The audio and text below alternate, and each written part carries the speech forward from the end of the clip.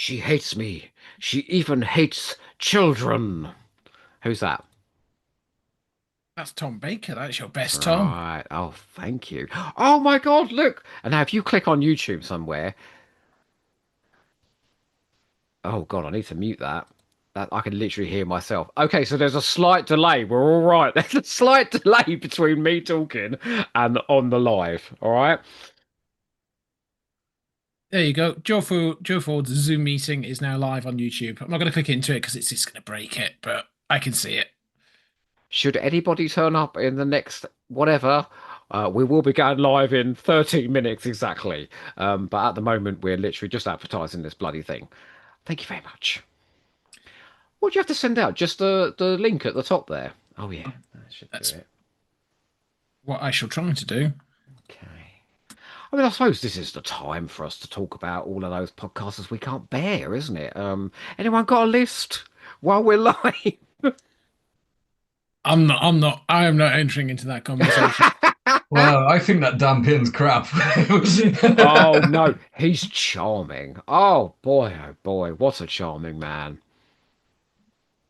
Oh yeah. Okay, let me.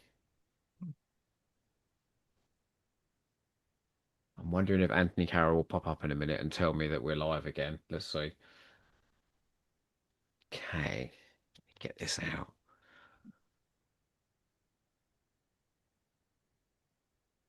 Da, da, da, da. Do you know you're already live on YouTube, Peter Old? Yes, thank you, Peter. I do know. Thank you. It was a mistake. Oh, But this you've isn't. both gone. It's the This most isn't. quietest I've ever heard the pair of you, Well, it's because may I say. this is what happens when you put us live. Because now we've got to mind our p's and q's, and we don't want to say anything inflammatory or embarrassing. Oh, please say something inflammatory and embarrassing. So I've got a question. How many of these did you guys have before we had to buy this one? Well, I still don't have any because it didn't bloomin' turn Oh, you've up. got none. Oh, well, None. I've got two swapsies, so I can if you want them, you can have them. It's not this one, but We shall say. I mean, it will be interesting to see how we make this work. It'll come through. We will have a plan. This is entirely improvisational, we assure you. unscripted, Yeah, no notes. literally. Okay, let me post it on the Patreon. Live here. Hamster Book Club. Oh, someone's here. When you've done this one, shall we do a FASA game book?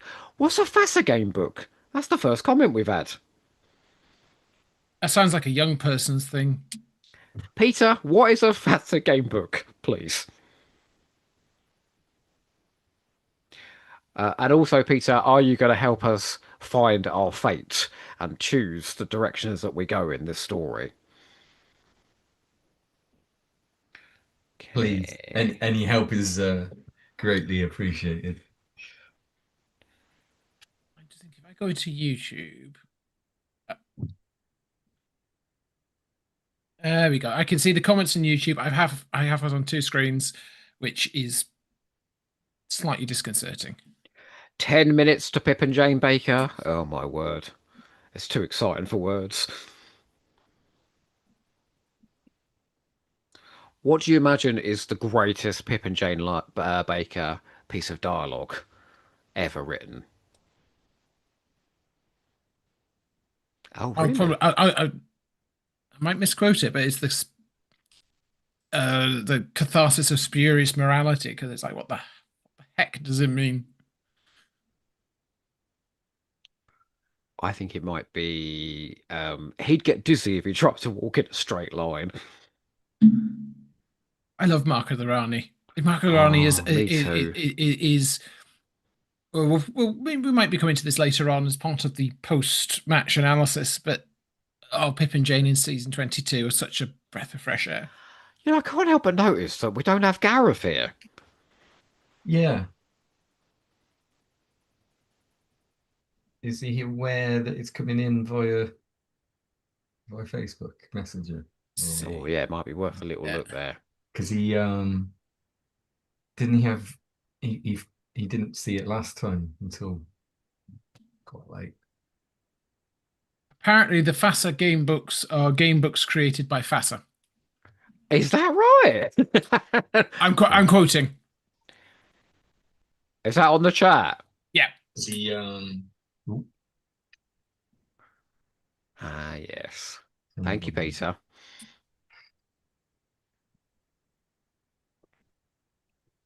Uh, And while we wait, Dan, I've just started watching The Young Ones today ah. again, and it's been a long time, and it is like an assault on the senses Yeah, in a yeah. good way. In a good Oh way. yeah, yeah, yeah. In that chaotic, anarchic kind of fashion that they wanted. Yeah, I'm looking forward to that. That's going to be fun. And Yeah. Joe, we need to sort out your second one as well because we just oh, we keep yes. we keep forgetting. Don't you worry. We will sort it. Dun, dun, dun, dun, dun, dun, dun, dun, dun, dun, dun, dun. I am maintaining that the new Avengers Series 1 is the ultimate pushback against sexism. Um, and that will be my argument when we talk about that. Interesting. Because Joanna Lumley and that, she's not having any shit from those blokes in that series. Uh, uh, uh. There we go. So if I go to that, oh fucking hell! Because there's a slight delay, I can hear myself, and that's not good. You can mute Facebook, like Yeah, I'm going to. YouTube. Sorry, that's what I had to do because I turned it on, and all of a sudden I could hear this conversation and then our past conversation. So I, I can pop the chat out. So I don't have to have the stream open, but I can see the chat. That makes life a lot less distracting. yeah, there you go. I've done it as well. Happy days. Oh, Gareth, you're worrying me now. Where are you? Well, he did. He's been in touch today, hasn't he? He did yeah, say earlier. been very active. Yeah, it says I that he's been more active than I was. Yeah, yeah. I mean, Peter, if you're still there, what is FASA? FASA. I'm curious because please don't give me an acronym. I'll make something up. And you don't want that. Good God. There we go. What do you imagine it is? Football Association? Oh, Kieran's here. Oh, I'll go and get my copy and read along. Oh, well done, Peter. It's going to do it with us. Kieran, would you like to please tell us your opinion on Pip and Jane Baker, please? Only positive comments allowed. Oh dear. Oh, oh no, David. Oh, No, I maintain breath of fresh air. oh, thank God, here he is. Jesus Christ. Oh, oh, Dan, hello. hello. It works. Where do I begin? Says Kieran. At the start, please. Mark of the Rani, a true classic of our time. Oh dear. Has that You know what, worked? Am I Dan? am I finally here? You are here. Hello. Hello. Yes, all right, Anthony. I know you could hear me earlier. I didn't realise I had the live stream on. You're right, Gareth. Yeah, sorry it's delayed. No, no, it's fine. We were getting a bit worried there. Oh, fuck me. After all the advertising he's done for this, now he's not going to be here. Late dinner, laptop wants to update. I'm trying a new lighting setup here and then realised if I have the light here, not the regular light, I can't read, can I? Because all the light's coming that way. So Look at you that live, you learn. ghastly cover. Look at it. I Have you mean, it's seen the American so one, though? How nice busy. that is. The American ones are No. beautiful. To be The real fair, works of art on those. Oh, come on. Dan's going to give us a. no, no. To be fair, I think this is one of the better covers from this range because some of the others are The problem with yeah. this, though, aren't they using Colin from the Two Doctors as reference photos? Because, like, for most of the pictures in this, he's not got his waistcoat fastened. And if you look at the little detail on the waistcoat there, it looks like Oh one from the yeah, Two Doctors. yeah. Oh, is that right? My God. What's Perry wearing? It looks like she's wearing Romana's costume from the Rebus operation. Look. Doesn't Joe Grant have a coat like that in one It's of? very glam. And actually, look, I do feel appropriately for this book, you can crash zoom in on Colin's face, look, and he becomes very No. shocked. Ah, Kieran says Vervoids is his favourite. He can't stand Time and the Rani. Boo. You know, these young people Boo. today. Yeah. Have to That's leave the just, girl. yeah. Oh, Kieran. Gareth, will you do me a massive favour? What's up? Will you kick the link out on your socials? Like, Um, just anywhere. Just like, because obviously we've been yep. Give we ain't me. we ain't going for another couple of minutes. Is it the link that you sent out to us on this chat? Won't they just bring them to here? Or do I have to send them a different Oh link? God. Oh, hang on a minute. Let me send it to you now. I've got the new Avengers theme tune stuck in my head now. Sorry. Dun, dun, dun, dun, dun, dun, dun. Well, What's the best? I expect you all to follow Gareth's lead and turn up in costume. Oh, I haven't okay. turned up in costume today. Sorry, I couldn't fathom it. I couldn't do it justice. I think it's fair to say. Well, we sort of had a quick flick through a second ago, Gareth, and I beg your pardon. there's bits in Morse code, and there's bits. Has anyone got a dice? Yes, we've got a Because we're going to dice. need one. Good, good, good. Yeah, thank God. Okay, all the links seem to be working. I've just sent it in the chat there, all right? Yeah, I'm on my way as we speak. How are we Straight going to do into that the bit? blue sky. There's a maze. Oh, listen to this, everybody. Anthony Carroll bought a copy for 40 quid to play along with us. Oh my God. Bless him. Oh, we love you, Anthony. He spent more. He's more dedicated to this than I was. We Yeah. hope that, yeah, couldn't you have sent your copy to David, please? He ain't even got one. No, because the eBay seller cancelled it, and all the other copies were 40 quid. And as I much tried as I looking love, for ages. There wasn't any, I was know. there? And there Who hasn't. got the But wrong only one? that one. All the Like others have some- suddenly become available. They weren't available when we first started looking at this, all the other ones, because I spent ages trying to find William M's one. Ah, yes. Not that I'm yes. bitter about that. William. I managed to find one, and I bought it because it was a reasonable price. I think it was about 15, 16 pounds, which I thought was considering someone's just paid 40 quid for it. It's very good. But initially when it arrived, it was a different book and one that I already had. I But was absolutely gutted when I saw that. If you'd have got one of the others, yeah. that's one of the nice things when that happens. But when you get one you've already got, it's like, Yeah, I mean, he was it's like very this. nice. He's very nice. He allowed me to keep it, even though I said no, it's all right. I'll send it back. What's that? I've got multiple copies of David Mitchell's Unruly from the bookmarks people over at Penguin because for some reason their system has defaulted and sent me out repeated copies of it. So a few of my family getting his Christmas presents. Apparently, Kieran is recommending the BBV audio that Pip and Jane Baker wrote. What's that called? Reap the Whirlwind, is it? Yeah. Rani reaps the whirlwind. Yeah, there's a scene at the start where the Tetraps beam into modern day Earth, and they're like, "Oh my God, somebody's sexually charged and aroused in this location," or something, because they can sort of smell the pheromones. Oh, like Pip and Jane Baker, stop, please. Good grief. I think Dylan did a Too Hot for TV on that one, and it sounded absolutely Ghastly, unique. unique. Where Oh, I else just can thought I of put one it? other place where I can put it, and then I'll get us going. I realise we're just a little I've bit chucked it over. out to the Blue Sky, chucked it out to Twitter. I'm just going to see if I can get it into the stories. Oh, my lovely friend Lee, who did the Timeless Children commentary, he's here, he's about. He says, I'm watching a little early and I'm happy to hear the new Avengers discussion. Well, there we go. Well, then get over to It's Not Doctor Who, all right? Because that's going to be a much longer version of that conversation. At All least right, 2 hours, 2, 3 hours. thank you, everyone, for being patient. I'm going to send this out one more time and then we'll get going. And God help us all.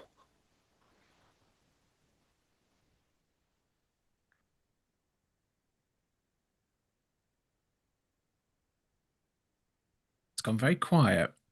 Yeah, sorry. Well, I could have been sending anything out, a link to any old thing. OnlyFans. Okay. Are you chaps ready for the horror that is about to befall us. About as ready as you'll ever be. Yeah. Okie Carry on to the dokie. stories, but it's not my usual standard. I'm afraid. I've just put the link out there. Oh, Kieran says, yeah, the tech traps start talking about impregnating people. It's fucking bonkers. Oh, maybe we'll do that next time then. Oh, and Peter all says, I've got every old Doctor Who game book published. Well, Peter, how many of those things are there? We want to know. About 7 Oh, of 7. the Colin ones in total. Was it really? Yeah, there's 6 of these editions, and then the Rebel Games did one. They did one of him and one of the 10th Doctor, Rebel's Game. It's the ones I told you ended up getting because it was extra 6th Doctor, and I couldn't not get it once we started this. Jace6860 says, hey guys, with a wave. But Jace6860, who are you? I know so many Jasons, it could be anyone. Oh, Daniel Rawnsley's here as well. Hey, Daniel. Right, okay. Gareth, will you do me a favour? Will you give me a 3-second count in and we'll go in just like it's a normal book club, yeah? Yep, absolutely. Are we ready, chaps? 3? No. What? Yes. Start again? Am I going on 3 or on Yes. 2? Am I ready for this? 3 or Am I 2? ready for this, Gareth? No. Am I ready to talk? Yes. 1. Oh no, we start with 3. 3, 2, 1. Welcome back to the Hamster Book Club. My name is Joe Ford, and I suddenly feel very anxious because we're live on YouTube for an exciting Pip and Jane Baker Race Against Time event. I have with me 3 of the most handsome, and now they can't deny it because they're live on YouTube, men. Mr. Dan Pin, hello. Hello. How are you I doing? can deny it. I will deny it as well. Are you terrified? Yes. Oh, great. You should be. Yes. We're about to read this fucking shit. David, hello. Hello. How are you doing? I'm slightly nervous because my copy of the book didn't turn up on time, and we're going to improvise Oh, while we're God. improvising everything else on this. That's so right. it can either go incredibly well or be beautiful chaos. Beautiful chaos would be more fun, surely, no? Oh, absolutely. It'd be memorable if nothing else. If you can improvise in the art of mime? Oh, yeah. Actually, yeah. A mime in a Pip and Jane Baker story. Just imagine that. Jesus Christ. How would you mime like a megabyte modem? Oh, it's just a computer, innit? Wow, wow, wow. Yeah, something like that. Yeah, yeah. Okay. How would you mime a rubbery tree saving Perry? Oh my God, Jesus Christ. Well, there's our warm-up exercises, folks. And you just heard the silky, beautiful voice of Mr. Gareth Bowley. Hello, Gareth! Good evening. How are we doing? Well, very well, thank you very much. You know, it was at work today, but I was excited for this all day. I fear sort of mental instability ahead, chaps. So if you could just all book in the therapy now, that would be a good idea. Okay. Gareth, can you please explain what we're up to tonight? Well, tonight we thought we'd go a little different. You know, we normally talk around these books and what we like about them, but we thought we'd like to share the experience of going through one of these books. And so tonight we are actually going to be taking everyone through the Make Your Own Adventure with Doctor Who Race Against Time. Oh, well done. Look, David's holding up nothing. Well done, David. Oh, excellent mime. It starts well. Strong. Wonderful. Now, we do have audience participation as well. Now, as we go through and we have to make our selections, I think, shall we, like, half the time just throw it out to anybody listening and see?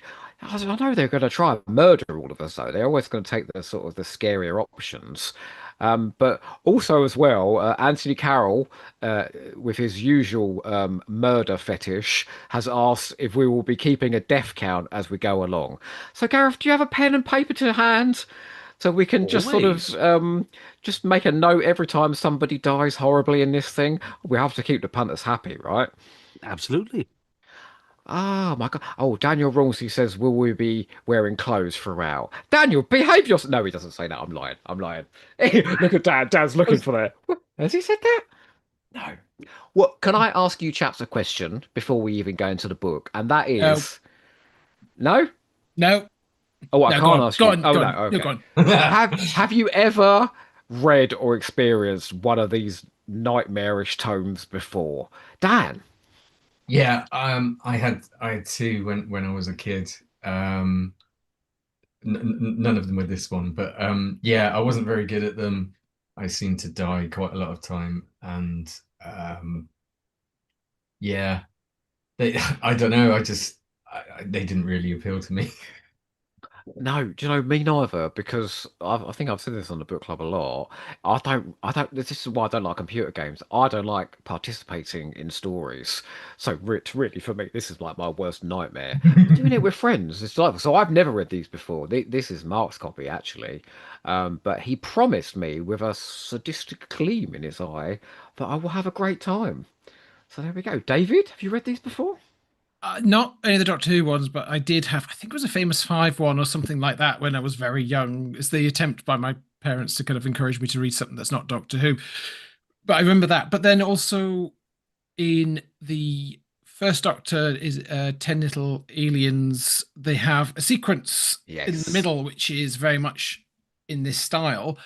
And it didn't work for me, but Big Finish did try doing a choose your own adventure on one of their anthologies. So You Are the Doctor.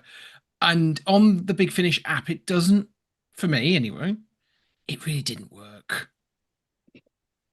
You Are the Doctor. It literally was. The option was skip forward one or go back one. So you could sort of do it sequentially, couldn't you? Yeah. So, I mean, it's a tricky thing to try and pull off, I think. They're bold and trying something different, so you got to give them credit for that. But yeah, I mean, I'm more of a games player. I play more a lot of games on the PlayStation and stuff like that. So story based stuff usually appeals and turn based stuff. But these were in the book form, not really captured my attention. Don't you worry, David, all right? A non-linear narrative is not going to trip up Pip and Jane Baker tonight, okay? I mean, they rarely write things in a sensible way anyway. Gareth, have you explored these mucky tomes before? So, this copy that I've got, Race Against Time, was the only one I had, and a friend of mine gave it to me. And it has then resided in my shelf until such time as it was called upon for this particular avenue that we're going to explore. However, since then, I've been out and got the rest of them because I cannot not have all the other Sixth Doctor stuff that's out there. But having said I've not read this, I do remember the Choose Your Own Adventures that were around in the 80s. I think Weetabix were the ones that did a mail away for them. Many people, when you usually say a massive polar bear on the front cover of a book of a certain age, will remember the Arctic exploration one, and that was the one I had. And I did have some of the fighting fantasy Ian Livingstone books, which sadly I had to get rid of when we moved, when we downsized all my books out. So yeah, but I have never read this, and I have purposefully, because we are going to experience it with everyone today, not read it up to now, other than the brief passages that I've done for the advertising. That's about it. Gareth, by pure chance, the fabulous Paul Arthur. Hello, Paul. Mwah. Says it's all about the fighting fantasy books for me. And then Peter all chipped in with lots of fighting fantasy here as well. What the fuck is that? I've never heard of it. That's the Steve Livingston and Steve Jackson and Ian Oh, Livingstone. Steve, Yeah. In fact, Toby Haydoe did a documentary, didn't he, on Ian Livingstone on Radio 4 once. But they were entirely. It's the guy who ended up. Did he create Games Workshop or help founded Games Workshop? I'm probably standing on territory I don't really know very well now. But they were a Pretty series sure of books that you didn't just do the adventure. You had a whole character sheet that you had to follow, almost like Oh, Dungeons and wow. Dragons. Okay. And Oh, so they you were had certain. slumming it then, Pip and Jane Baker. Yeah. Yeah, well, let's find out. Jesus Christ. And I will just have to say, because David Rennie, hello, David, big kiss. David Rennie pops up with his favourite Pip and Jane Baker line of all time. Don't you realise what's been unleashed? You get 10 points if you can tell me what that line's from. Oh, fellas. David, I hope you are shaking your head at these Oh, boys is it right Mark of now. the Rani at the end? No, right, Gareth's out. Nick, you've only got three choices. Come on. Dan? Ultimate No. fun. Oh, No. So, unfortunately, I think no. I know what it is now. There's basically one choice left. David? Is this is the point where I could just throw something totally random and then say, is it their episode of Space 1999? Oh, that would be hilarious. No, it's Terror the Vervoids. It's that man who goes, "Oh, the pods have burst. Don't you realize what's been unleashed?" And he's talking about, those fanny-faced Vervoids. Ah, yes. Yeah, yeah. Did anyone watch their kids' TV program, What on Earth, as well? Yes. Yeah, but I yeah, couldn't yeah. tell you out about it. What was I the do remember it. power that he had? He could turn into anything, couldn't he? He But he was did, all, but it was always a little bit wrong. yeah. Yeah, and he had that sort of terrible geeky cut that the worst kids had at school, the ones that you punched. Sorry to anyone listening that may have had a cut like that. Good grief. Oh, Dave Rennie says, "Come on, guys. Come on." I know, Dave. Why aren't you on this call? I mean, honestly, you got all the knowledge. Well, look, I suppose this is the moment we've all been waiting for. Gareth, will you do me a favour, please? You have such a Mhm. beautiful voice. Right. Would you please, for the purposes of everybody here, would you read out the blurb at the back cover for us, just so we Yes, of sort of course. know what's coming? hmm Have you ever longed to climb aboard the TARDIS and enter another dimension? No. Meet the Doctor and join him in outwitting his enemies. Well, now's your chance. All you need is a pair of dice, a pencil, a little bit of luck, and all your wits about you. Ready? Race against time. Somewhere deep in the universe, the Rani is planning an evil experiment to plunge the Earth back into primeval slime. Only the Doctor and you can locate her fiendish time destabilizer and save the world. Now, open the covers and join the Doctor in an adventure through time and space. Could you imagine wrote that bit? Pip or Jane? I Oh, like to definitely think Jane. it's Definitely Jane, right? Jane. Jane's in charge of this whole thing. Jane's editing it all, isn't she? And telling Pip what to put in. Well, I mean, I'm excited. Now, David, I'm going to send you the first section to read, all right? It's Excellent. coming over now. Fellas, we're heading into Race Against Time. Okay, it's 2 pages, David, and it is with you. Let's go. Let's go. 1. Open this book and hey, what's happening? The light's getting dim. A power cut? Can't be. It's daytime. A sunny afternoon. At least it was sunny. Not anymore. The atmosphere's gone grey. Fog, maybe. Yet there isn't any fog or mist, just greyness everywhere. Like a nightmare where there's no colour. My tablet does power save on my tablet is not a good idea. It's the first page. Oh god. Just greyness everywhere, like a nightmare where there's no colour and no time. Time! The clock stopped ticking. The music on the transistors cut out too, in the middle of a beat. Weird, spooky. You run outside. Stillness. Hang on, Nothing what's Joe doing? stirs. I have no idea. The leaves on those trees hang motionless, no breeze to rustle them. A bird, wings spread, remains suspended in mid-flight, defying gravity. A motorcycle about to turn a corner at an acute angle stays at an angle, and neither bike nor rider topples over. A track-suited jogger, elbows bent, fists clenched,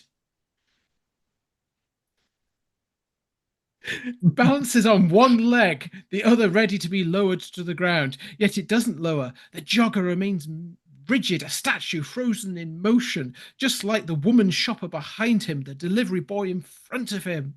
The delivery boy is near you. You speak to him. Is that for me? The smile on his face doesn't waver. The eyes look steadfastly ahead. You try to take the package he's holding. No way. The fingers clasp in a firm, immovable grip. You are surrounded by statues. It is as if you have stepped into a waxworks museum. Only these immobilized figures are real people. Wait. A movement, a noise, and a blue police box materializes, and a man steps out. Oh my God.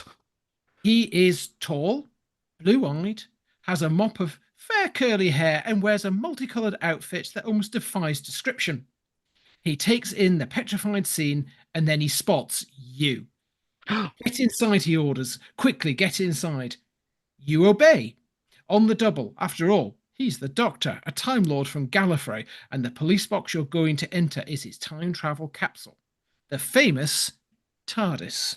Now, I've got just something I must say here at this point. Children, if a man in a box just appears out of nowhere, all right, and says, please get inside my little box, don't do it. For God's sake, we're going to do it because we're going on the adventure. Okay. Um, David, So, so now we've got to turn to 56. oh, okay. Well, we'll turn to page 56. Hang on. A fabulous reading, David. Thank you so much. Oh, Paul Arthur says we all had a cut like that. Oh, no, Paul, I think it might just have been you. Um, Anthony Carroll said, would J&T have had a role in the books? And someone seems to suggest that the tracksuited jogger might have been Professor Lasky. Okay, Gareth, page 56. 56, okay. Off you go. The door of the TARDIS closes, but the expression on the face of Perry, the Doctor's travelling companion, as she greets you, does not inspire you with confidence that all is well in here either. I don't understand what's happening, Doctor, you say. No, actually, it's you say, not Perry. I don't understand what's happening, Doctor, you say. We're in a time limbo, he tells you. Time limbo? Okay, go on. But his concentration is on the control console. The slide controls for setting time and space coordinates are jammed, and the time rotor is at half-mast, its transparent cylindrical column refusing to respond. You turn to Perry. Time limbo? How did we get there? Without replying, Perry punches up the scanner, and the image of a beautiful woman appears. Who's she? The Rani, Perry replies. We recorded this just before you came aboard. A shiver of fear tingles down your spine. The eyes of the Rani glitter with ruthless calculation. You're a meddlesome fool, Doctor. The Rani's voice is unaffected by emotion or warmth. But you'll not meddle in my affairs again. I am suspending you and that precious planet in limbo for a short while, just while my time destabilizer is perfected. Don't worry, I'll not forget you. When I'm ready, you and the planet Earth will be projected back to the Cretaceous age. I have some interesting experiments that require primeval slime. A fitting end for a sentimental altruist. The image fades, but your alarm and confusion do not. She's an exiled time lady, explains Perry. A renegade, barks the Doctor, cast out of Gallifrey when one of her infernal experiments went wrong. She inadvertently turned mice into monsters, retorts Perry. Don't underestimate her. She's a brilliant chemist, the Doctor is in deadly earnest. And now she's built a time destabilizer. She has the ability to use the universe for her obscene experiments. The Cretaceous age she mentioned, you're self-conscious about admitting your ignorance. I don't quite... When dinosaurs ruled, Perry's indignation is manifest. But what happens to us, our history, you query? Every achievement of every civilization will be eradicated. Perry is bitter. The works of William Shakespeare, Aristotle, and Leonardo da Vinci, the glory of the Taj Mahal, the wisdom of Abraham Lincoln, the discoveries of Madame Curie, all lost, pitched into the Rani's primeval slime. It is the Doctor who brings the perspective back to your own level of concern. Everyone you know, family, friends, relatives, whoever, wiped out. His tone is kindly, but the Doctor is not prepared to foster any illusions. If it is the last thing I do, I intend to find that time destabilizer and destroy it. The Doctor glowers at the control panel. But first, I must get the TARDIS operational. How? Resigned skepticism from Perry. By boosting the auxiliary power control into overdrive. May succeed, may not, he shrugged. Could be the TARDIS will explode under the extreme pressure or go spinning into space uncontrolled and uncontrollable. His hand grips a lever. Batten down the hatch. Hold it. Do you want to go? Even if the booster works, you'll be embarking on a dangerous and perilous journey. The Doctor is determined to defeat the Rani, but the result could be your own destruction. Scared? Yes. Still want to go along? Yes. If you choose to quit the TARDIS before it's too late, turn to 113. If, as you probably will, you choose to go with the Doctor and Perry to play your part in destroying the time destabilizer, turn to 25. Stop. Now, everybody listening. Gareth, give the options again. This is for you to decide our fate. If you choose to quit the TARDIS before it's too late, turn to 113. If 113. you choose to go with the Doctor and Perry to play your part in destroying the time destabilizer, turn to 25. And while they're making their choices, shall we do a bit of time limbo? Ba-da-da-da-da-da, boom.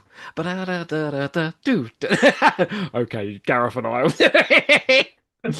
Well, I haven't got a poll to kind of dance on. Oh, please. Oh, hello. Peter Old says 113, and then we can go and do something else. Oh, you cheeky fucker! Yeah, I'm with that guy. Page 113. Okie dokie. Right. Go with the doctor. Okay, everyone seems to be saying, oh no, Daniel's saying 25. How do we choose? Should we go with a majority vote? Majority vote. Majority Okay. vote, or the one that doesn't end the book now. Dr. Horatio Wingspan says, this is the strangest episode of the Antiques Roadshow I've ever seen. Indeed. Anthony Carroll says, great readings. Thank you. Although I haven't read anything yet. That's a better American accent than Nicola Bryan ever managed, Gareth. Thank you. Come on now. Right, 25, 25, 25, 113, 113, 113. So whoever writes next, basically, we're You have 3-3. the power. Are we going with the doctor, or are we quitting to the TARDIS so we can get this over with? I love him. Oh, time for a great win. But okay, 113. Everybody, we're going to 113. God help us all. Oh, Dan, you got a tiny bit. You've just got a little bit. Look, page Tiny 113. bit. Oh, sorry. No, you don't have a tiny bit. Not that I'm aware of, anyway. I've heard it's spectacular. Right. 113. As you step from the TARDIS, you are frozen into a statue. It begins in your toes, a stiffness, which that little bit is gone What's the stiff. secret to comedy? A stiffness.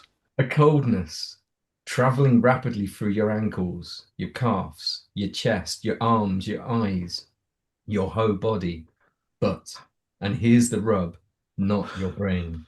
It's the So you rub. can still think, you can witness what is happening, you can wonder what horror will overtake you next and be able to do nothing about it. And that is not all. You will be unable to eat. Without nourishment, you will gradually go mad. Your brain will die. So, there's only one option on this page, guys, and that is change your mind, decide to take the other choice, turn to 25. Okay, page 25. The auxiliary power boost worked. The hatch is held. The TARDIS did not come apart at the seams, thank God. You are now hurtling through time and space towards your target, the awesome time destabilizer. But where is the target? The Doctor, satisfied that all is well with his incredible machine, has narrowed it down to 3 possible places. Oh boy. Folks, you've got to be choosing where we're going next. Oh, fucking hell, Pip and Jane. The planet Hippoxra, the planet Pyroshika. Oh, aye, they do great drugs there. And the moon of Kerophysi. Kerophysi. Oh my God. Which the answer lies hidden in this puzzle. Oh, everybody, right. Get your brains going. The letters of each word are in the wrong order. To help you unscramble them, here is a clue. Like you in your present predicament, many of these are an endangered species. Oh, fucking hell. Oh, God. Usmos, Akai, Aluk, Simpipofita, Kingsbrosp, Kulet, Krusnir, Peelton and Bixie. Solve the 9 words, then take the first letter of each answer. Arrange these correctly, and they will give you the name of the place where you will find the time destabilizer. Check your answer by turning to page 64. Just turn to page 64. I can't be fucking asked to do that thing. Quick. I think one of them is rhinoceros, isn't it? Turn to page 64. Okay, the words were this: possum, yak, koala, hippopotamus, springbok, ocelot, rhinoceros, well done, Gareth, antelope, and ibex. This gives you the letters Pykhsorai rearranged. Which name would this represent? Hypoxcra, Pyroshika, or Kerifisia? Only one of these can be correct. You can find out by the process of elimination. If you can work it out, turn to 140. If you're not sure, turn to 25. We're not fucking doing it again. Turn to 140, everybody. Oh boy, oh boy. Oh, well, Gareth, it's all yours again. Oh, hang on. Dave, ready? My brain hurts. This is doing my brain in. 140. A unique feature of the planet Pyroshika, where the TARDIS lands, is the colour of the soil, a rich iridescent sapphire blue. The Doctor activates the scanner screen visual control, and you and Perry get your first view of the natives, the Shikari, a race of hunters. Weird, is Perry's verdict. And she's not joking. They resemble humans up to the neck, 2 sinewy arms, 2 muscular legs, a lithe torso, but their heads are dominated by a huge snout. And that's not where the difference ends. Shades of Cyclops. Perry is referring to the single staring eye set in the middle of their foreheads. An infrared sensor, explains the Doctor. The eye can sense heat. That's how it sees. You, for instance, Perry, would not be an attractive young woman to the Shikaris. You'd be an outline, a source of heat they detect. Think I'd rather stay undetected. Nonsense, they're old friends. The Shikaris begin towards the TARDIS. Dangling from a band around their waists are panels of cloth bearing symbols and graphics which establish their status within the tribe, but your attention is taken by the glowing incandescent net that each carries. Those nets, Doctor, you're alarmed. Electrostatic, used for hunting. The Shikari are expert hunters. Oh, great, says Perry, watching the advance of the TARDIS. If they can't scare you to death, they electrocute you. Her sarcasm is not misplaced. The Shikaris are now whirling their nets above their heads like dervishes. You watch the flying sparks, the long wrinkled snouts, the red-veined eyes. Surely only distance could lend enchantment to these frightening creatures, so you are less than disappointed at the Doctor's next instruction. You'll stay here, Perry. I'm going out to speak with them. Must you? Perry's sarcasm has changed to concern. Who knew? But the Doctor is adamant. He cannot understand why the time destabilizes on Pyroshika. After all, this is not the planet where there are any rules. Don't switch out the scanner, urges Perry, as the Doctor opens the door mechanism. We want to see what happens. Nothing will happen. They know me. All the same, leave it on, Perry insists. Has she a premonition of disaster? If so, is she right, or is she just being alarmist? Turn to 57. Oh my word. Listen to this. And I'm on. Poor Kevin Bianco says, was this written in English? I'm not understanding any of this. And Daniel Rawnsley asks, was this written by Krista H. Bidmead? Very possibly. Can we just point out for the people out there that there are some lovely pictures of the Shikari as we get onto Oh, this page. look at them. They sort of look like anyone who S&M Vord, look. Sort of Vord if they were overly sexualized with their nets of sex capture. they can do well, like something out of the Ewoks. I know, that could be actually a little clue as to what's happening next, David. So the Vorder clad head to toe in rubber. You can't get more. Anyway, that's a path we're not going to go down. 57. My dear friends, the Doctor's greeting is cut short as the leaden Shikiri casts his net. With deadly accuracy, the sparking crisscross threads shroud the Doctor. No, no, I'm your friend. I've come to. But his protests are strangled as, hissing and crackling, the net forces him to the ground, stunned. Doctor, screams Perry, but you and she are safe inside. Safe.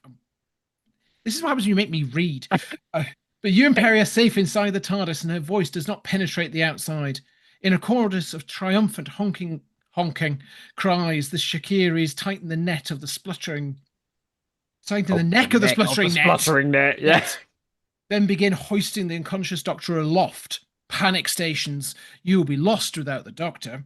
You cannot operate the TARDIS. You cannot, your thumb's in the way. You cannot something the time destabilizer.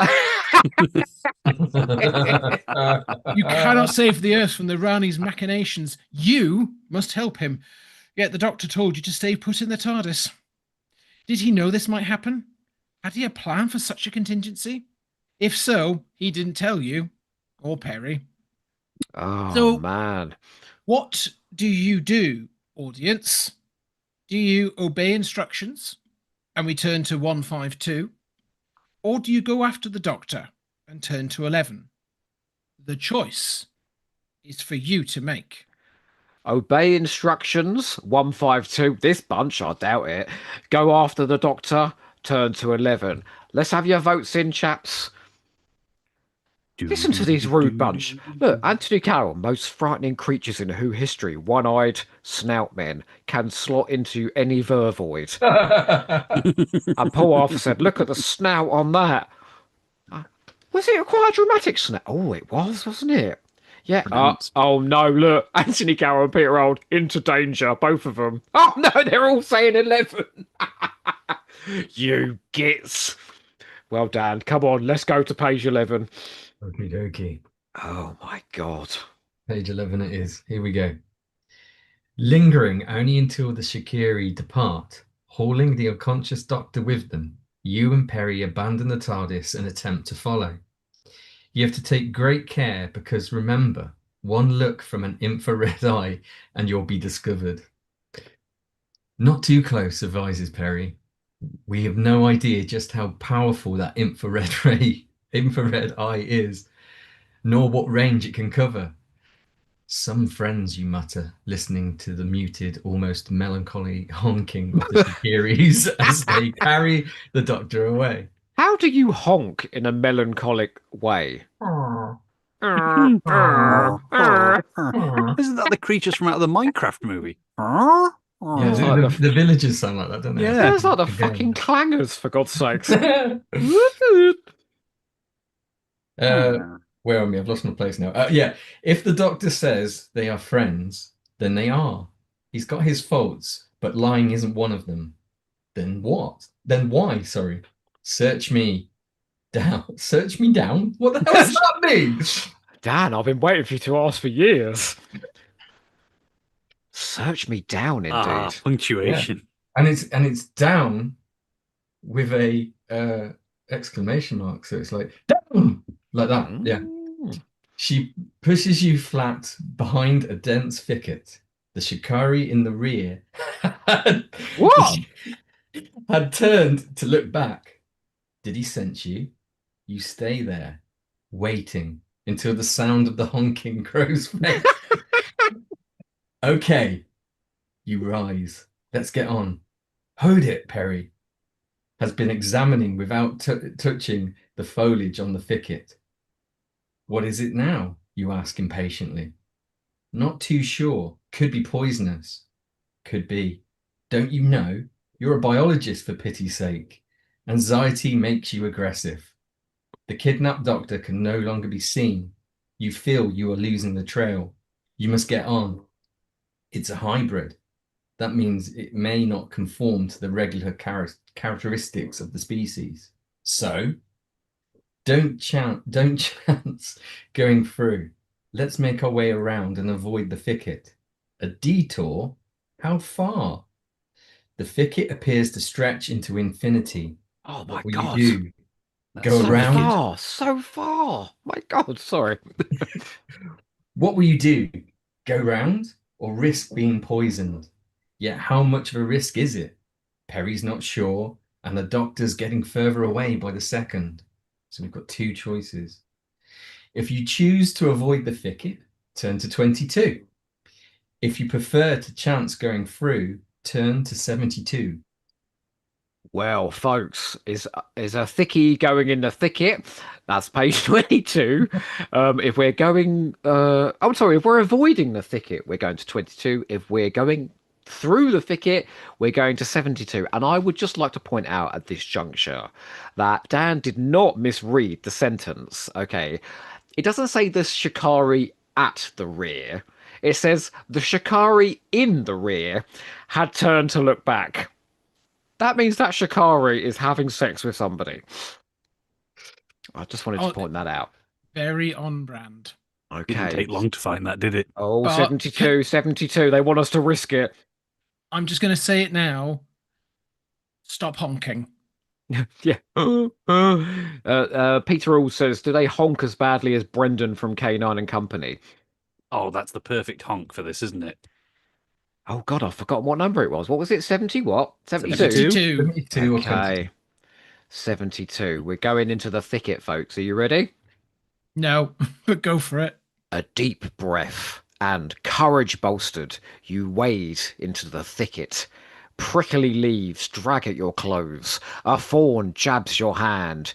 You suck the spot, stemming the blood. Ugh. Have you been poisoned? Do you feel any adverse effects? Dizziness, choking, a numbness creaking through your limbs? You don't. You venture further on until you reach the other side. It's okay, you yell to Perry, but mind the thorns. Oh, sorry, I've made him very middle class, haven't I? She examines the foliage, breaks off the specimen. Artificial, she calls. One of the Ranny's clever deceptions. I shudder. That won't be the only trap she's laid. True. Now you are in conflict with the Rani. You must be aware that nothing will necessarily be what it seems. Indeed, more circumspect than you, Perry is ultra cautious in negotiating the thicket. Oh, please. There's a Pip and Jane line if ever you heard one. You feel, is she taking an eternity and impatiently walk on alone? But another problem arises. Turn to 52. My God. I'm not sure even if I was like 10, this would have engaged me. But come on, let's keep going. Page 52. Okay. Gareth. Oh, it's only a short one. We've actually got a decision to make by the looks of things. Facing Oh, you are three paths: A, B, C. Which should you take? Perry is still immersed in the thicket, so there is no one you can consult. Solve the puzzle and you will know. A palindrome is a word that reads the same backwards as forwards, Oh, and from the God. following clues provide one-word palindromes. And just for completeness, the clues are midday, a device for detecting objects over a long distance, a burnt-out battery, a young seal, to suppress like this is a joke, an exploit or a formal document, a polite form of address depending on your gender, found in certain fruits, this goes round and round, steal a quick look, having an even surface, a resuscitator, or a stimulant. If you We, can solve the puzzle, turn to 30. If not, turn to 2. are we going to try and do this? Well, the fourth one's pup, isn't it? Pup, yeah, I got pup. An New exploit or formal document. An exploit or formal formal document. document. A device for detecting objects over a long distance. What the hell's that? radar. Oh, thank you, David. Ooh. Thank you. Having an even surface. I mean, we've all learned what a palindrome is, haven't we? Educate and entertain. Yeah. A resuscitator or a stimulant. Oh, what are those things called? You know, Defibrillator. yeah, I don't think that's the same both Yeah. ways. Should I just say we couldn't solve it and go to page 2? Go to No? page 2. Death by ignorance. Okie dokie. Right, David, I'm going to read this because it's just choices, all right? Go for it.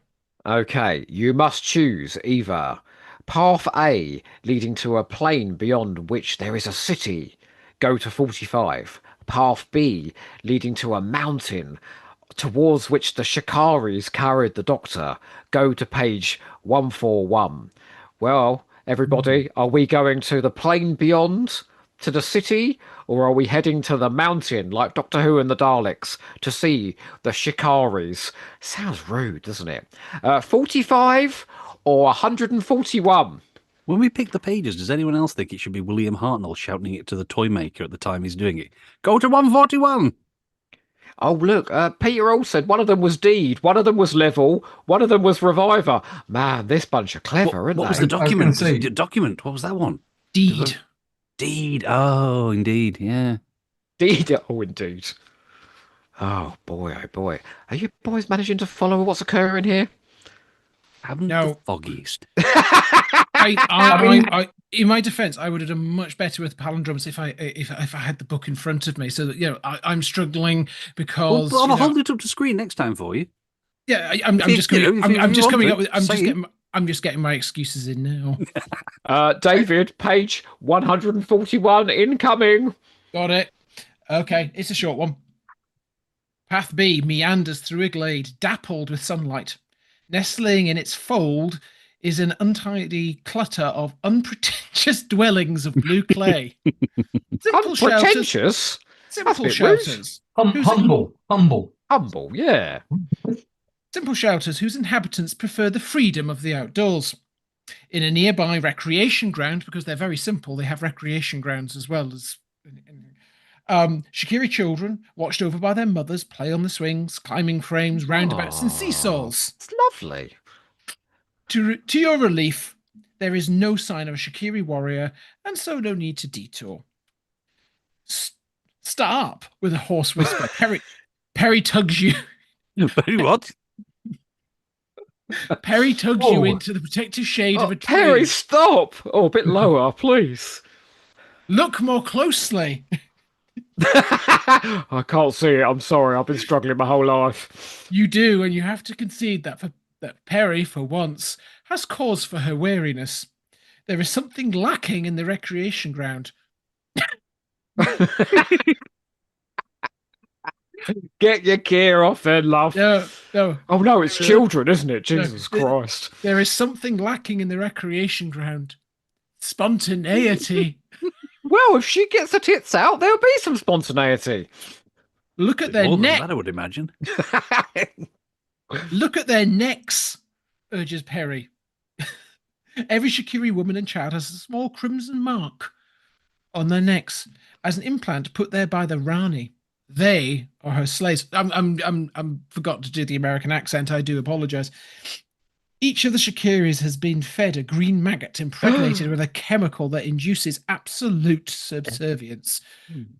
Quite badly. The ostensibly docile occupants of the recreation ground will, given the opportunity, exterminate you. Your initial conclusion was wrong. You will have to detour. Turn to 99. Is that a misprint? Because it says quite boldly.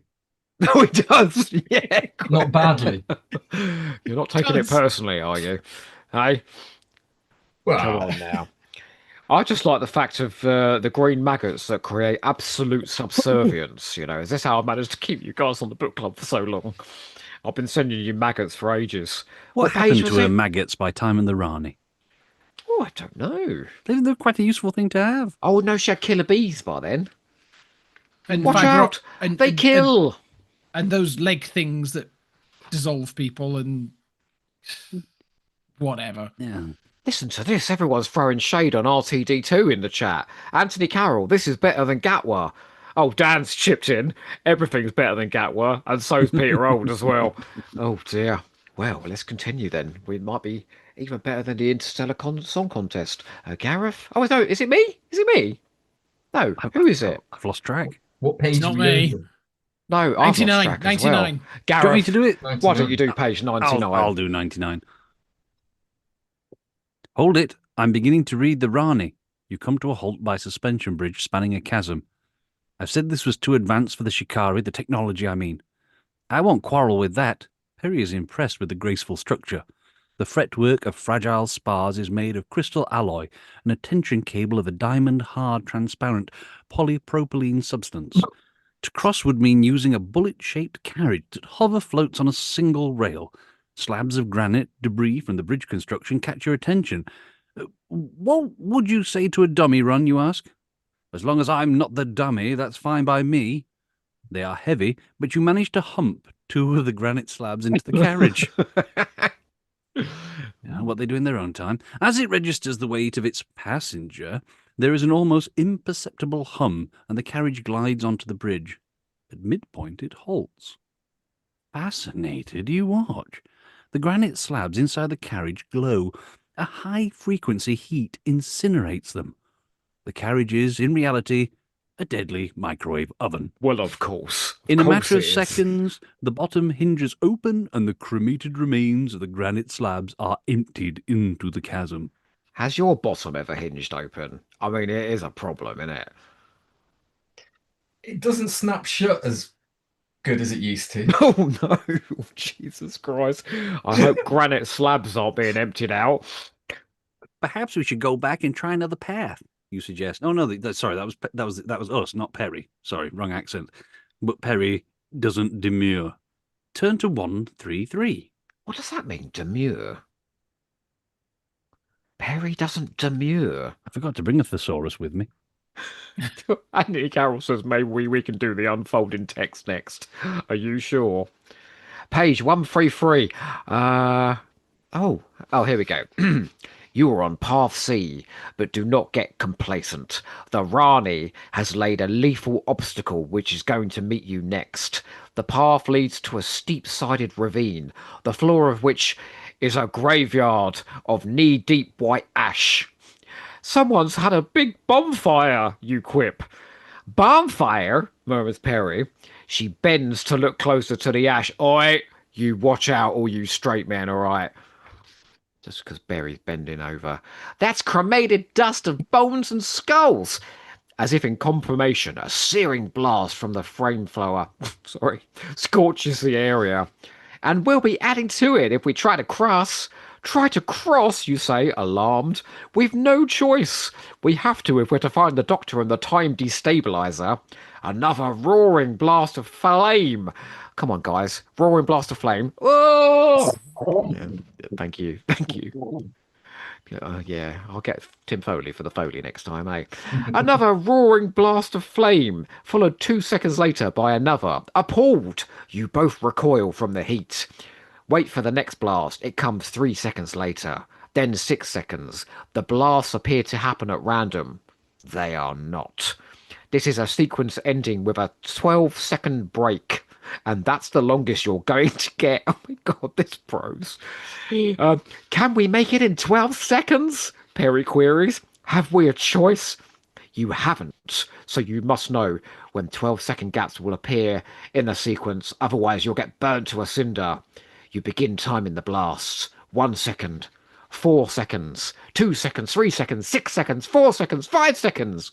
Can you work out when the 12-second break will occur? If you can complete the sequence, turn to 5. If you cannot, turn to 47. 5 or 47, please, everybody. Oh, gosh almighty. All this fire, it's getting very hot in here, isn't it? Woof! Good grief. Perry never struck me as demure. Yes, thank you, Peter. What does it mean, demure? 5 or 47? Anybody, please. The audience has gone very quiet, which No. What is is the quite... sequence? Kevin, They're working Kevin. up the sequence. What is the sequence? 47, 5, 5. Okay, whoever's next. Anybody? All right, let's go to 5. Dan, you ready to go to 5? Yep. Oh my God, the flames of death are hot about our ears. Right. Here we go. I'm impressed we haven't died yet, you know. I was going to say we're doing well at 50 We're minutes, not and we're still doing going. too badly, are we? All I want to ask is, are we there yet? No. Oh. Come on. We have more deadly dangers to face. Okay, here we go. 5. The sequence of the incinerating blast is 1, 4, 2, 3, 6, 4, 5, 8, 6, 7, 10, 8, 9, 12. Did you get it? No. No, Even not when me. I've read the solution, I haven't got it. Oh God, look, they go to explain how you do it as Yeah, well. yeah. Come on then, Dan, you better tell us. Okay. Add 1, Add 1, add 3, add 3, minus 2, minus 2, add 1, add 1, add 3, add 3. and so on. Oh. So you know when the 12-second respite will come. 8 seconds, 9 seconds. Come on, Perry, run for your life. Turn to 26. If you were wrong, go on through a Doric columned archway to 47. Oh, 26 or 47 then, folks. Oh, Peter said, I have a degree in hard sums and I didn't get it. Well, I'm pleased it's not just us then. Yeah, something 26. about it just didn't add up. Is that what the actual degree's called? Hard sums. Yeah, oh, well, I think I've got a degree in that as well, you know. Oh. This is like the Celestial Toymaker games on acid. Yeah. Well, I mean, maybe they're a bit. Oh, I've just seen. Look at that fabulous picture of the Rani. Doesn't she look like. She's very slim there, isn't she? She got a moustache. Yeah. Hmm, I What was don't our remember options that. again? 26 or 47? Should we just say we got it right and cheat? Well, that's Why what I did when I not? was a kid. That's what everyone's doing is in the state of these puzzles.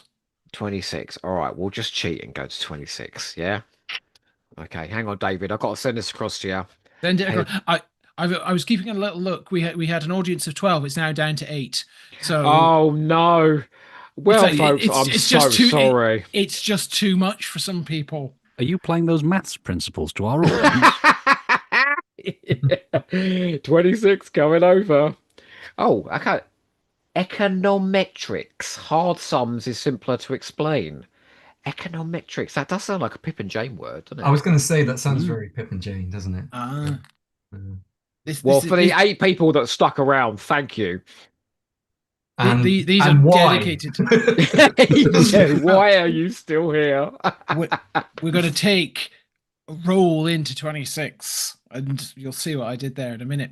As you and Perry make your Mm. death-defying dash through the ravine, the macabre charnel powders blocks your nostrils and coats your throat in dust. You are too parched to speak as you stumble on towards a grove of trees. And what a grove!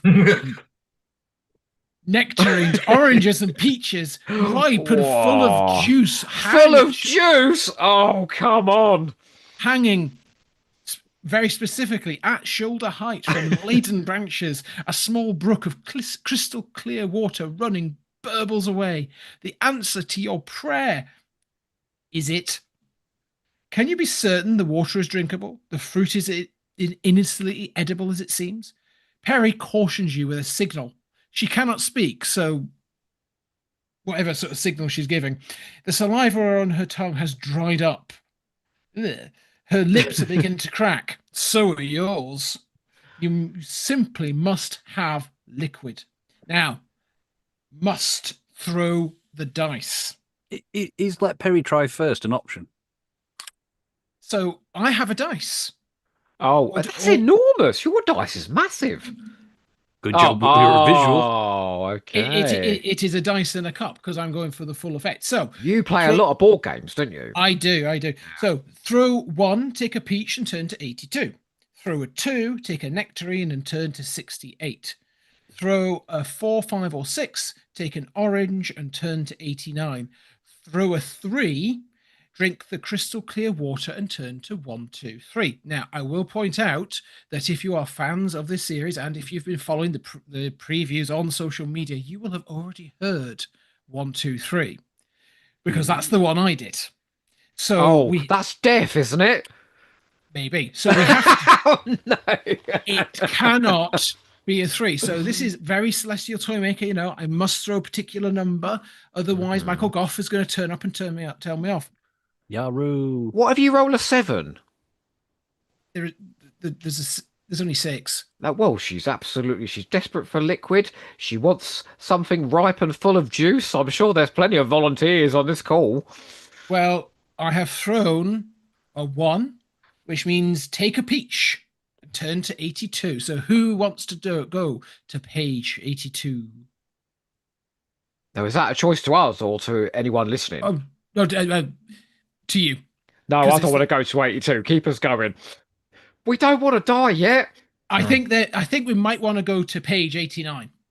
Oh, Because- 89. All right. Because it's a 4, 5, and a 6. So I'm guessing the majority are going to take you to the next part of the story.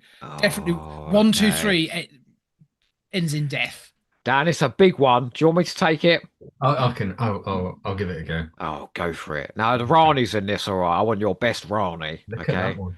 I know. Oh, what a wizened old crone. They're riffing on a lot of Mark of the Rani type things here, aren't they?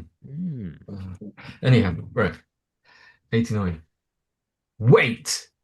Let me check that first, Perry croaks, confiscating the orange she had just plucked. Her expert hand examined the texture. Oh, He no, ventures a please. thumbnail into the skin and sniffs the Oh. zest that bursts forth. that seems to satisfy her too. My God, is this deliberately pornographic or what?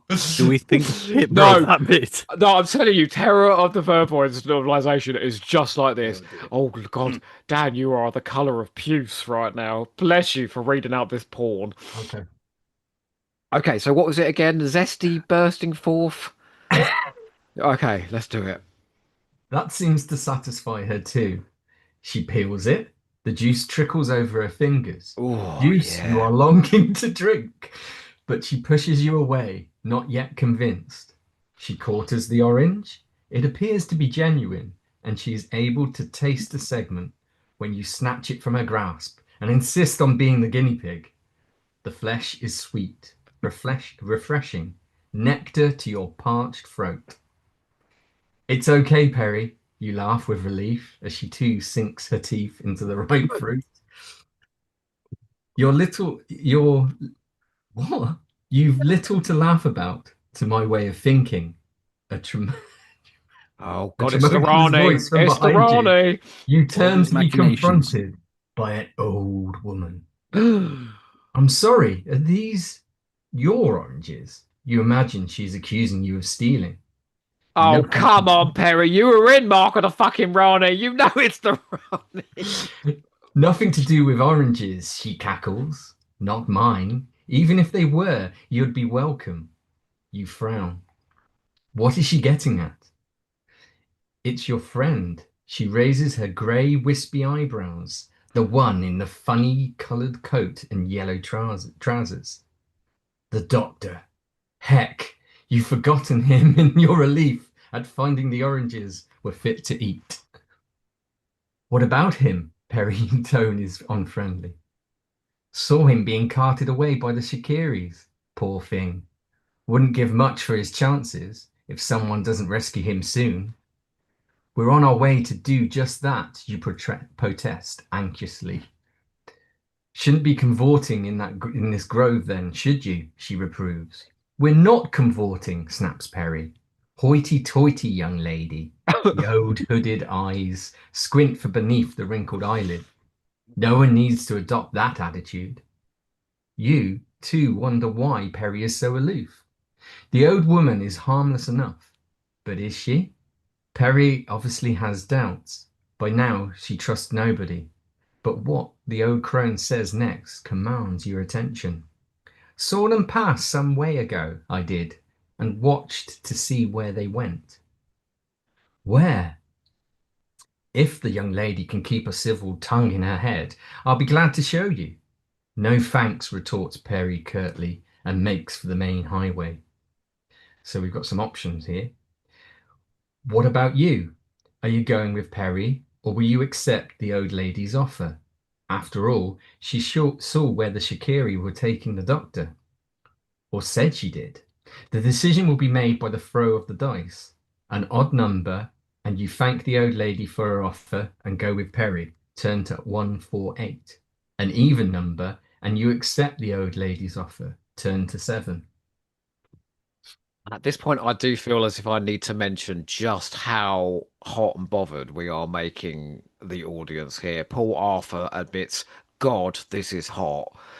Anthony Carroll says, Perry can check my plums anytime. And Dave Rennie says, nectar to your parched throat with loads of crying emojis. Yes. Oh, and Peter Ald, I genuinely believe Pip and Jane had no idea of double entendres when they wrote. I think you could be right. Well, David, you better roll the dice for us. I reckon Pip did, you know, and he tried to put them under Jane's radar. He's on that commentary, isn't he? Going, oh, quick, change the subject. When they say the Vervoids look vaguely sexual, and Jane Baker's like, vaguely sexual? What do you mean? Oh, please. It's the only outlet he had. No, you can see why they never had kids. David, do you want to roll the dice? I have rolled the dice. It is a 4, which is, I believe, an even number. We might want to do the other number, of course. Oh, why? Is that deaf again? I believe 7 could be Oh, death. oh, okay. Well, I'm going to turn to 148 then. So, I don't want to die just yet. Come on, we can get 90 minutes out of this. Surely we can. Okay, page I 148. I can see us being here till about midnight before we get to the end. Yeah, of this. sorry guys, you ain't sleeping tonight. Okay, page 148. Come on, urges Perry. She's impatient to put as much distance as she can between you and the old lady. You have not the remotest idea why Perry was so peremptory with her. What the fuck does peremptory mean? We're trusting nothing, she declares dogmatically. People or things. But really, what harm could an old lady cause? Plenty if she were the Rani in one of her many guises. You're tempted to ask more, but Perry is in no mood for further explanations. Oh, great! She is fetched up by the main highway. Now tell me, how the heck do we cross that? She's got a point. Dragster-styled buggies, hot rod, every which way at breakneck speed. Trying to nip between them would require the pace of a cheetah. But even a cheetah would balk at the prospect because protruding from the wheel hubs of each vehicle are rapier-sharp, swirling knives. Oh my God, Jesus Christ. One touch from those scything blades and you would be mincemeat. Phyllis, are you feeling tense right now? Scything blades. Come on. Oh, fucking hell. Why can't they talk? I swear they think Like a they're beef Shakespeare. burger. Listen to this. You reconnoitre for an alternative way to reach the other side and spot a footbridge, but it is being patrolled by a shikari swirling his electrostatic net. There is also an underpass where there is another shikari, only he is beckoning in a friendly manner. Ooh, Can ooh, you ooh. trust him? Dodging through some thundering buggies is out, unless you favour being sacrificed to those viciously honed blades. So which will it be? Will you choose the footbridge and turn to 50, or the the underpass and turn to page 94? Well, folks, are we going down the footbridge or the underpass? Please let us know. Oh dear, I think I need to work out the probability of actually surviving this book. It's a random death round every corner. Well, I think that is the idea, don't you think? It's meant to keep you going, but I think probably the intention is when you die, you start again. You don't just ignore it. Oh, Dan, could you please read out what you just wrote there? Yeah. Peremptory describes an absolute command, order, or manner that allows no contradiction, debate, or refusal. There you go. Dave Ooh. Rennie, I thought you would have chosen the underpass. Yeah, good grief. Was it when I said underpants? Did you get confused? Well, Gareth, we need to go to page 94, please. 94. Okay. You scamper for the underpass at the beckoning from a shikari grows more imperative. I thought we'd agreed to trust nobody, mutters Perry. Fat choice we've got otherwise, you retort, ducking into the underpass. The gloomy subway echoes with footsteps as you hazard direct contact with the shikari. He doesn't look hostile. Oh, God, it's him again. He doesn't look hostile, you whisper to Perry.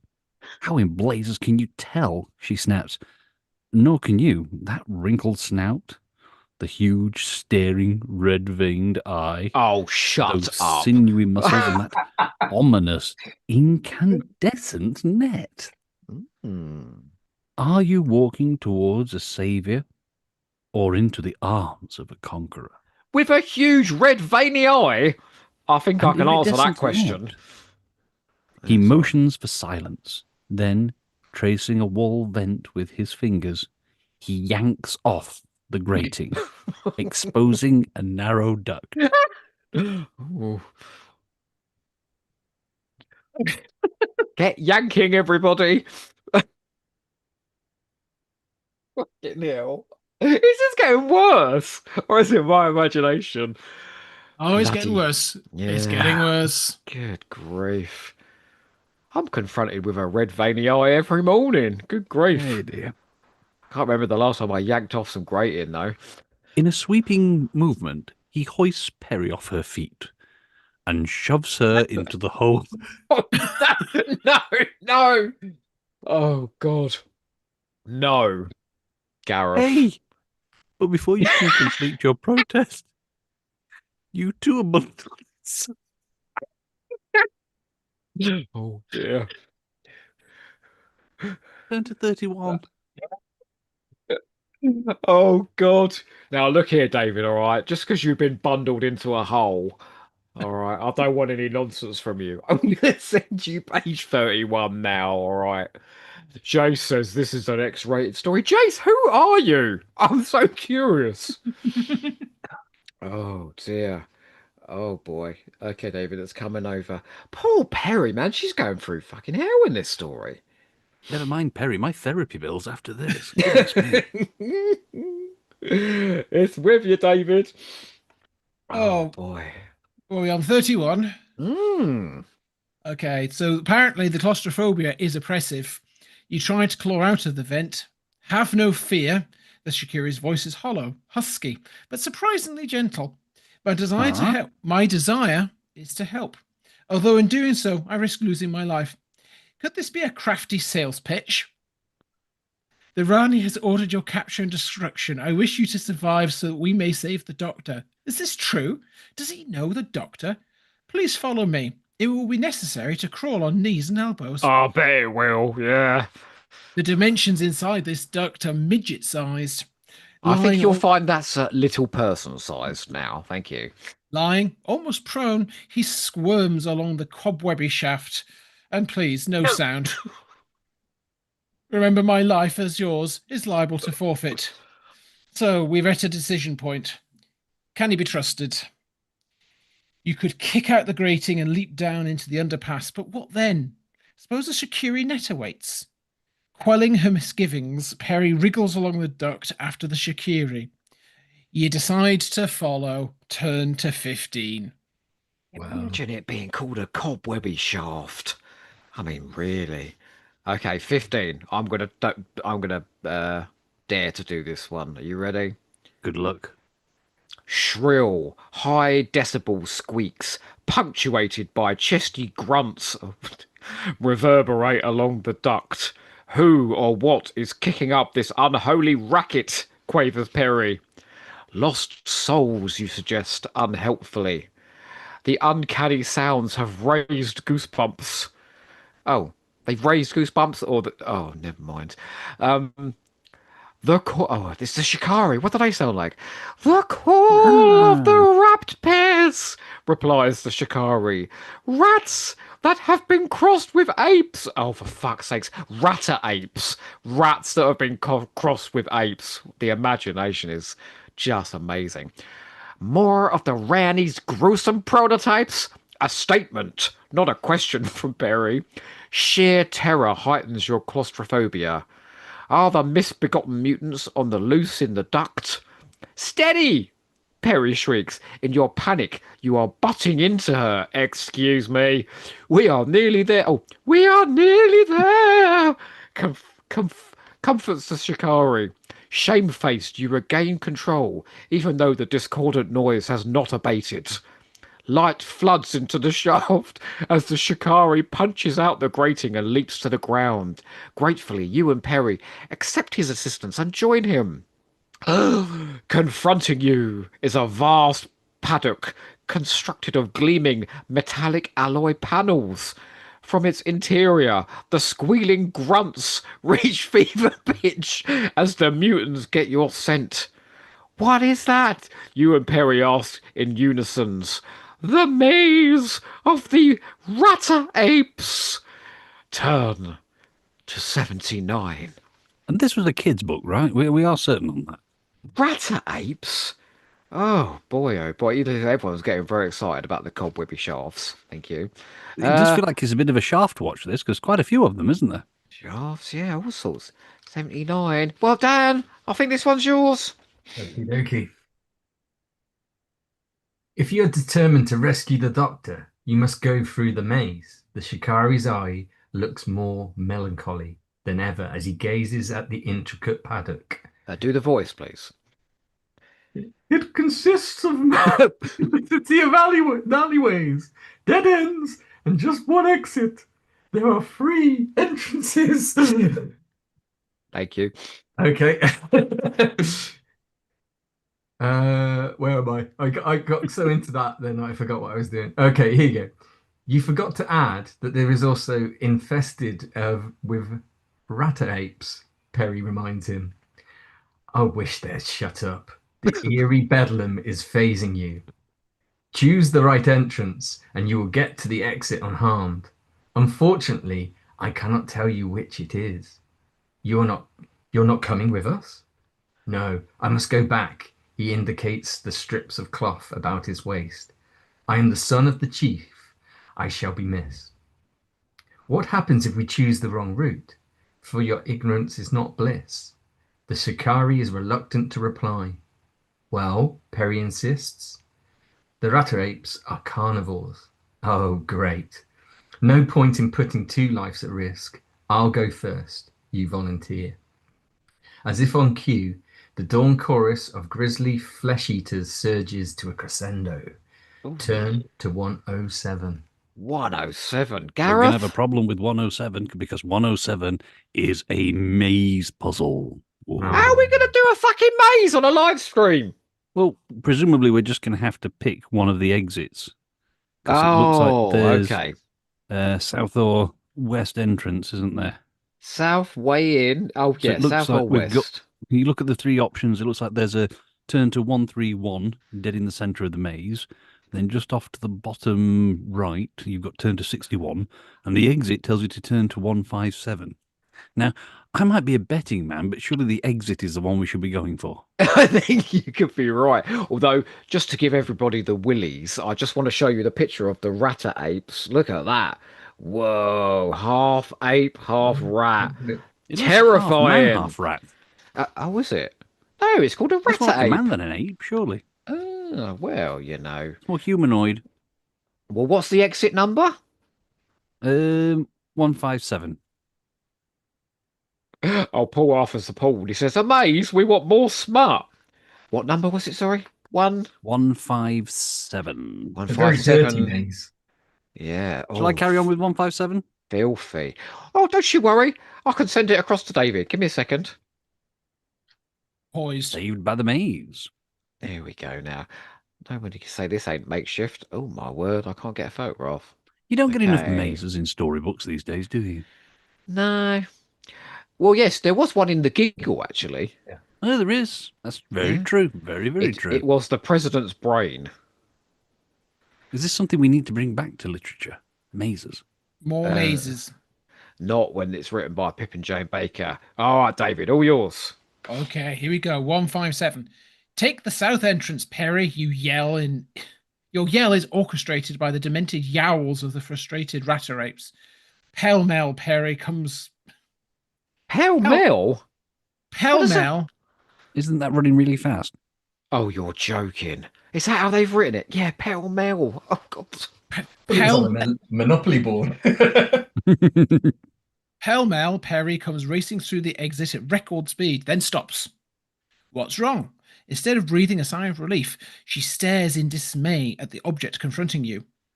A wardrobe. Slate grey in colour, the sole decoration on the unprepossessing piece of furniture is a series of circles. Trembling racks. Trembling We ended racks. up in IKEA. Slim frame. It's as if someone afflicted with vertigo had been brought to the brink of the precipice. What is it, Perry? You ask softly. Can you tell me? Her lips move, but no sound is heard. Why should a wardrobe scare you so? Barely audible, she croaks. Ranny's tatters. Isn't that what we came for, you ask? Forgive me. The last time I was in there, I almost died. She hugs herself in an attempt to regain her composure. Look on the bright side. We found the doctor. Perhaps optimism will help. But fear makes Perry more prosaic. We found the Rani's TARDIS, that's all. Quite true. You know the doctor's inside, but nothing more. Not whether he's alive or dead. If only you could be a fly on the wall. Turn to 126. 126. Okay. Shall I take it? 126. Go for it. Yeah.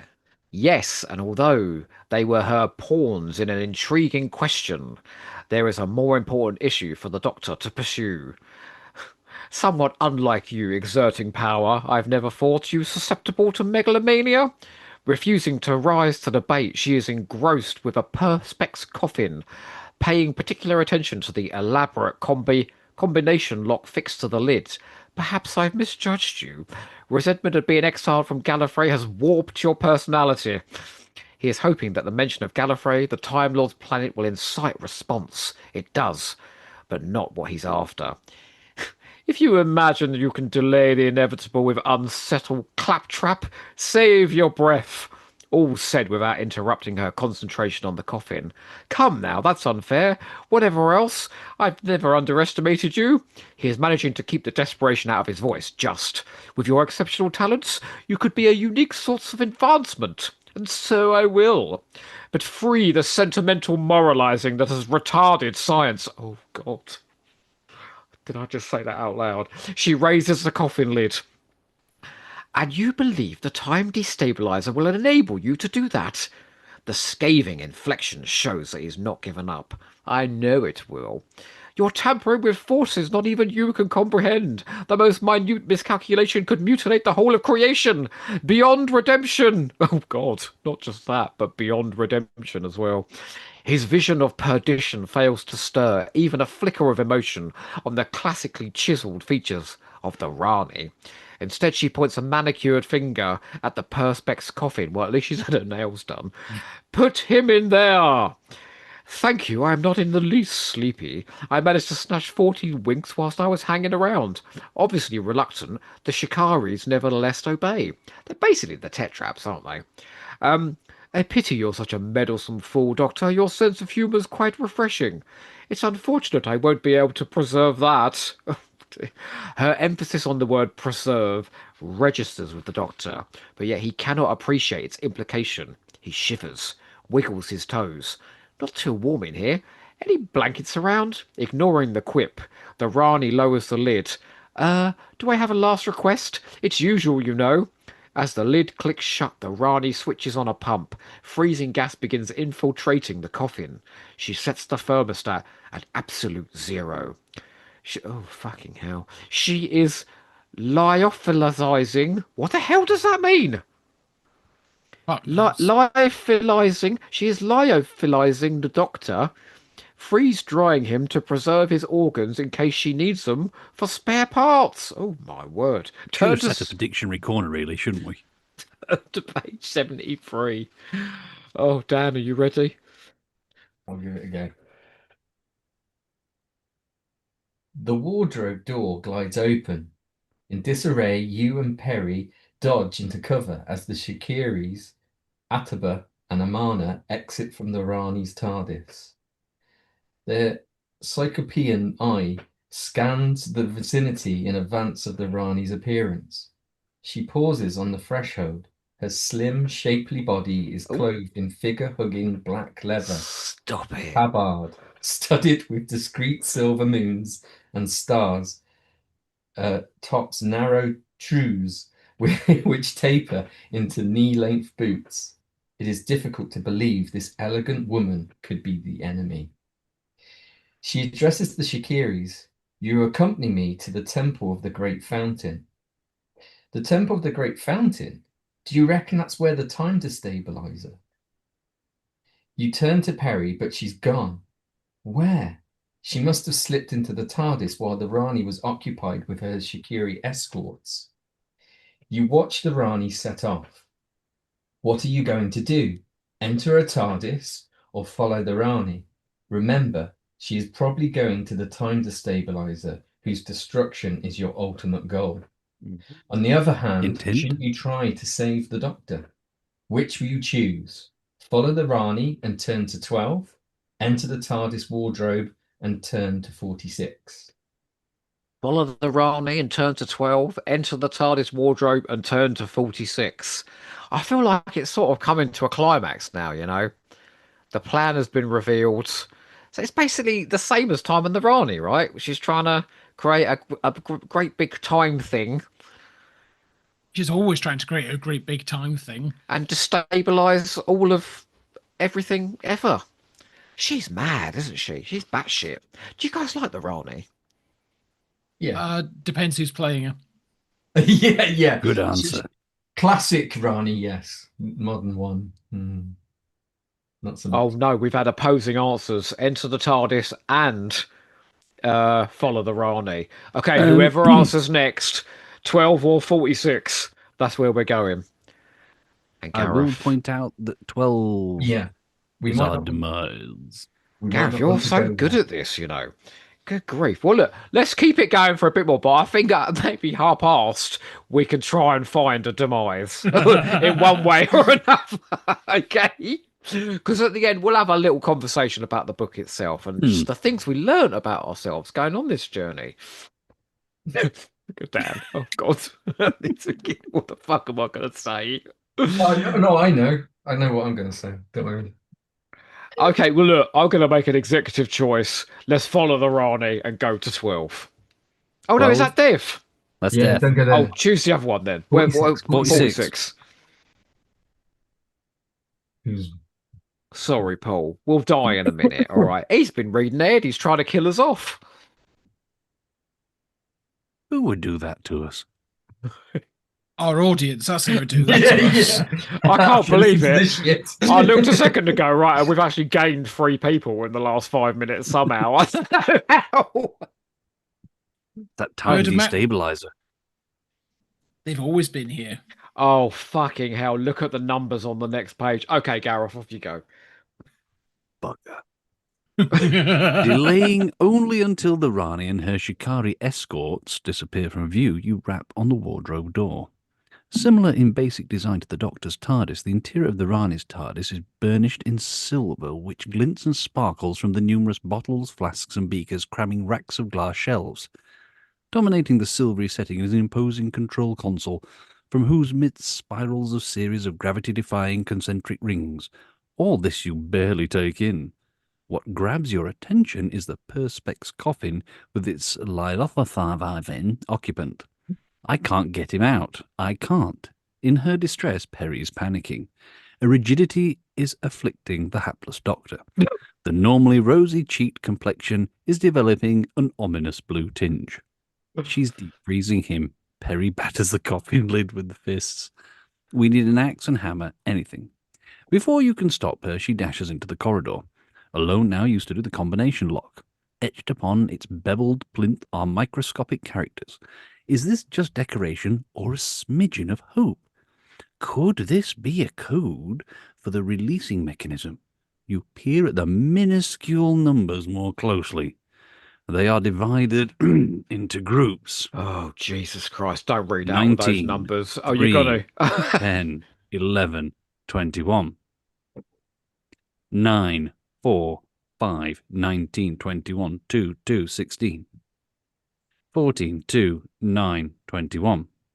21, 2, 16. Anyone got bingo yet? Anyone? La la Anyone? la la la la la 19, la 3, la la 10, la 11, la la 21.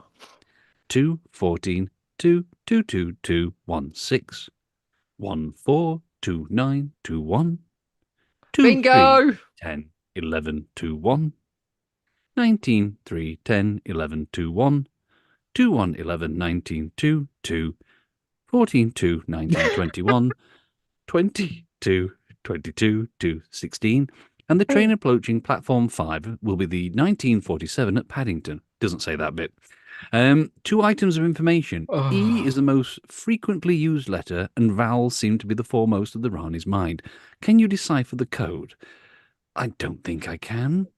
If so, yell to Perry and turn to 85. If not, you've got 2 choices. Switch off the gas pump and at least halt the freezing process, or go after Perry. The decision will be made by a throw of the dice.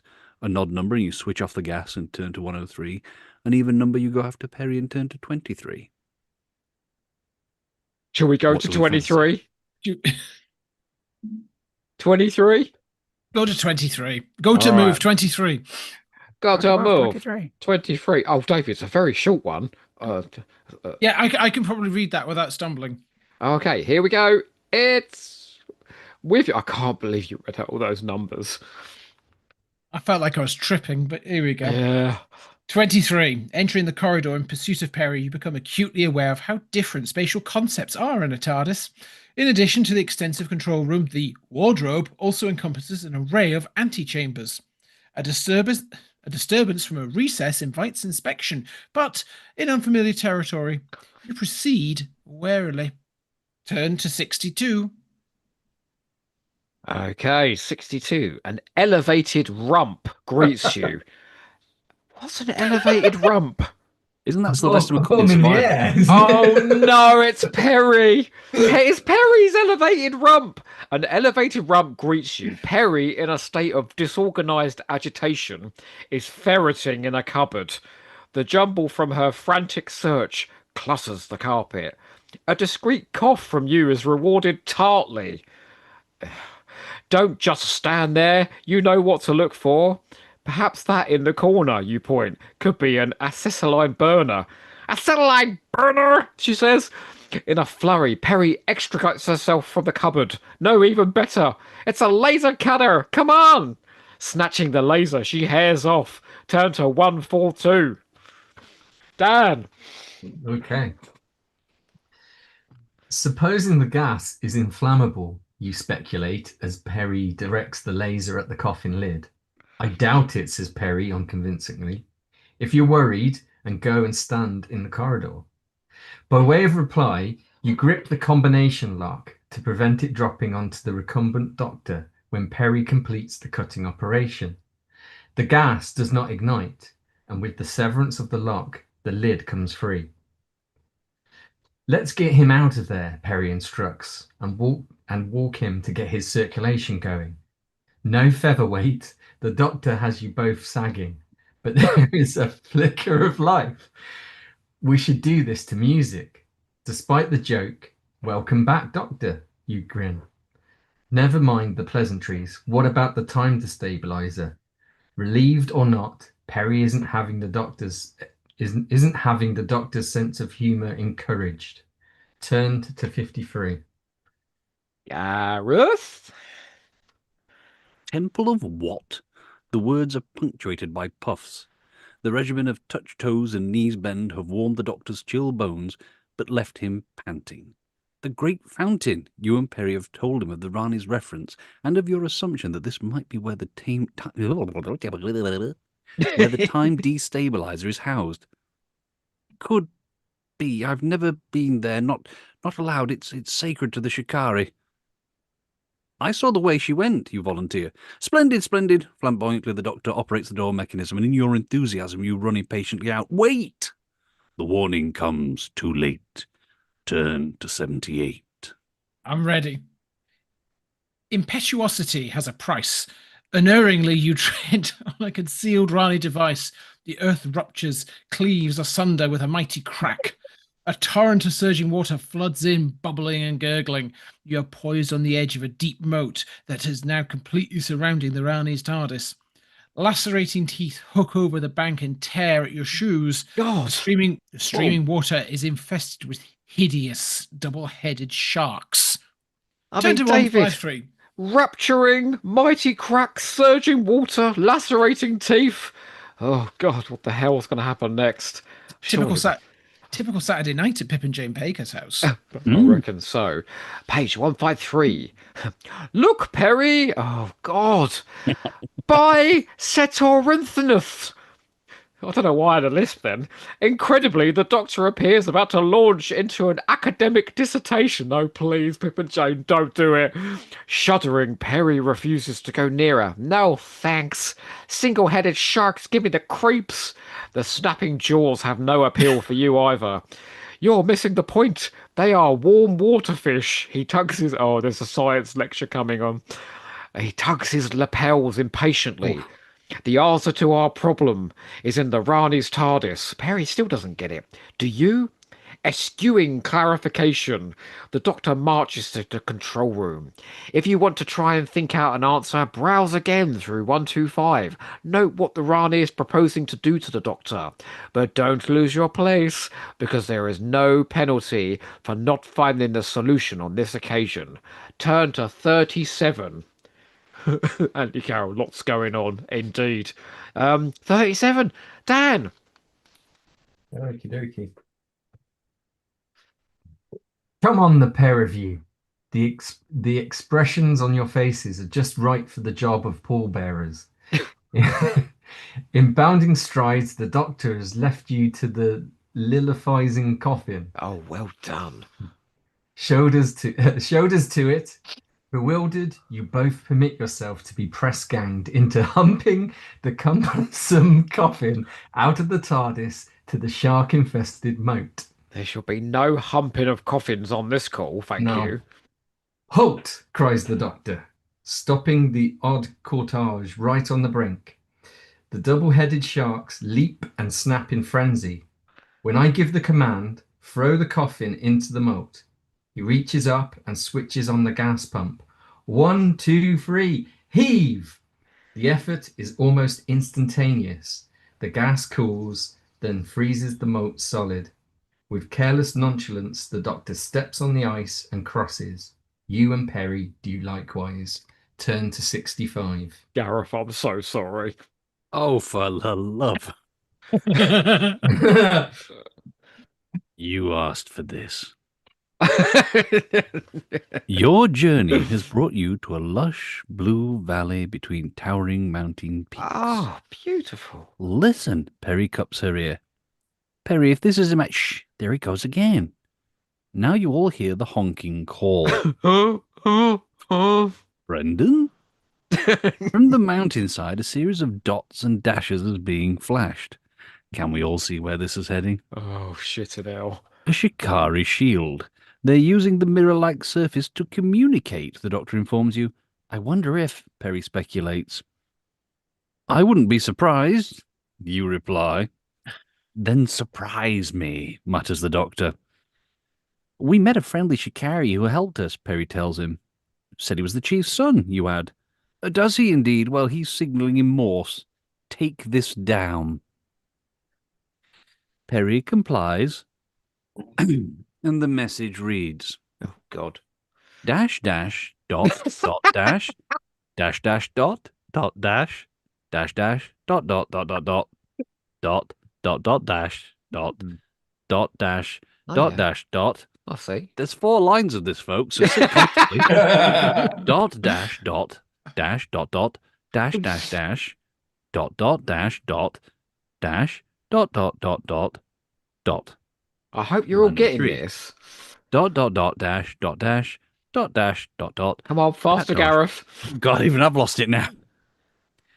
Dot dash dot dot dot dash dot dash dash dash dot dot dot dot dot dash dash dash dot dot dot dot dot dash dash dot dash dot dash dash dot dash mouth dot dash dot dot dot dot dot dot dash dot dash dot dot dot dot dash dash dash dash dash dot dash dot dash dot dot dot dot dot dot dot. And well done to anyone who got through all of that. I will hand the keys to a hamster or a blood penknife to If you whoever are correctly got that. conversant- If you are conversant with Morse and the code, not the TV show, translate and turn to 139. If not, turn to 109. I mean, I think realistically we should go to 109, right? We didn't We even probably- try that one. Okay. Oh, fuck a duck. Cryogenics melt into puddles in which you and Perry reel drunkenly. Alone, the doctor holds the fort, liquidating 3 more cryogenates until his luck runs out. Oh, you got a round of applause from Paul Arthur, Gareth. A shard from the final intruder punches the container of the stirrup pump, having neutralized its contemporaneous adversaries.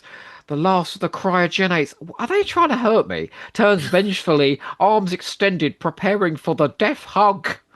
Oh, we've all had the arm that gives the death hug, haven't we? And it's coming towards you. Swaying unsteadily, resigned to your fate, you back into a corner. Turn to 36. I do hope anyone that's still there is still absolutely gripped by this. I think I got off light with the Morse compared to that paragraph you had to endure, Joe.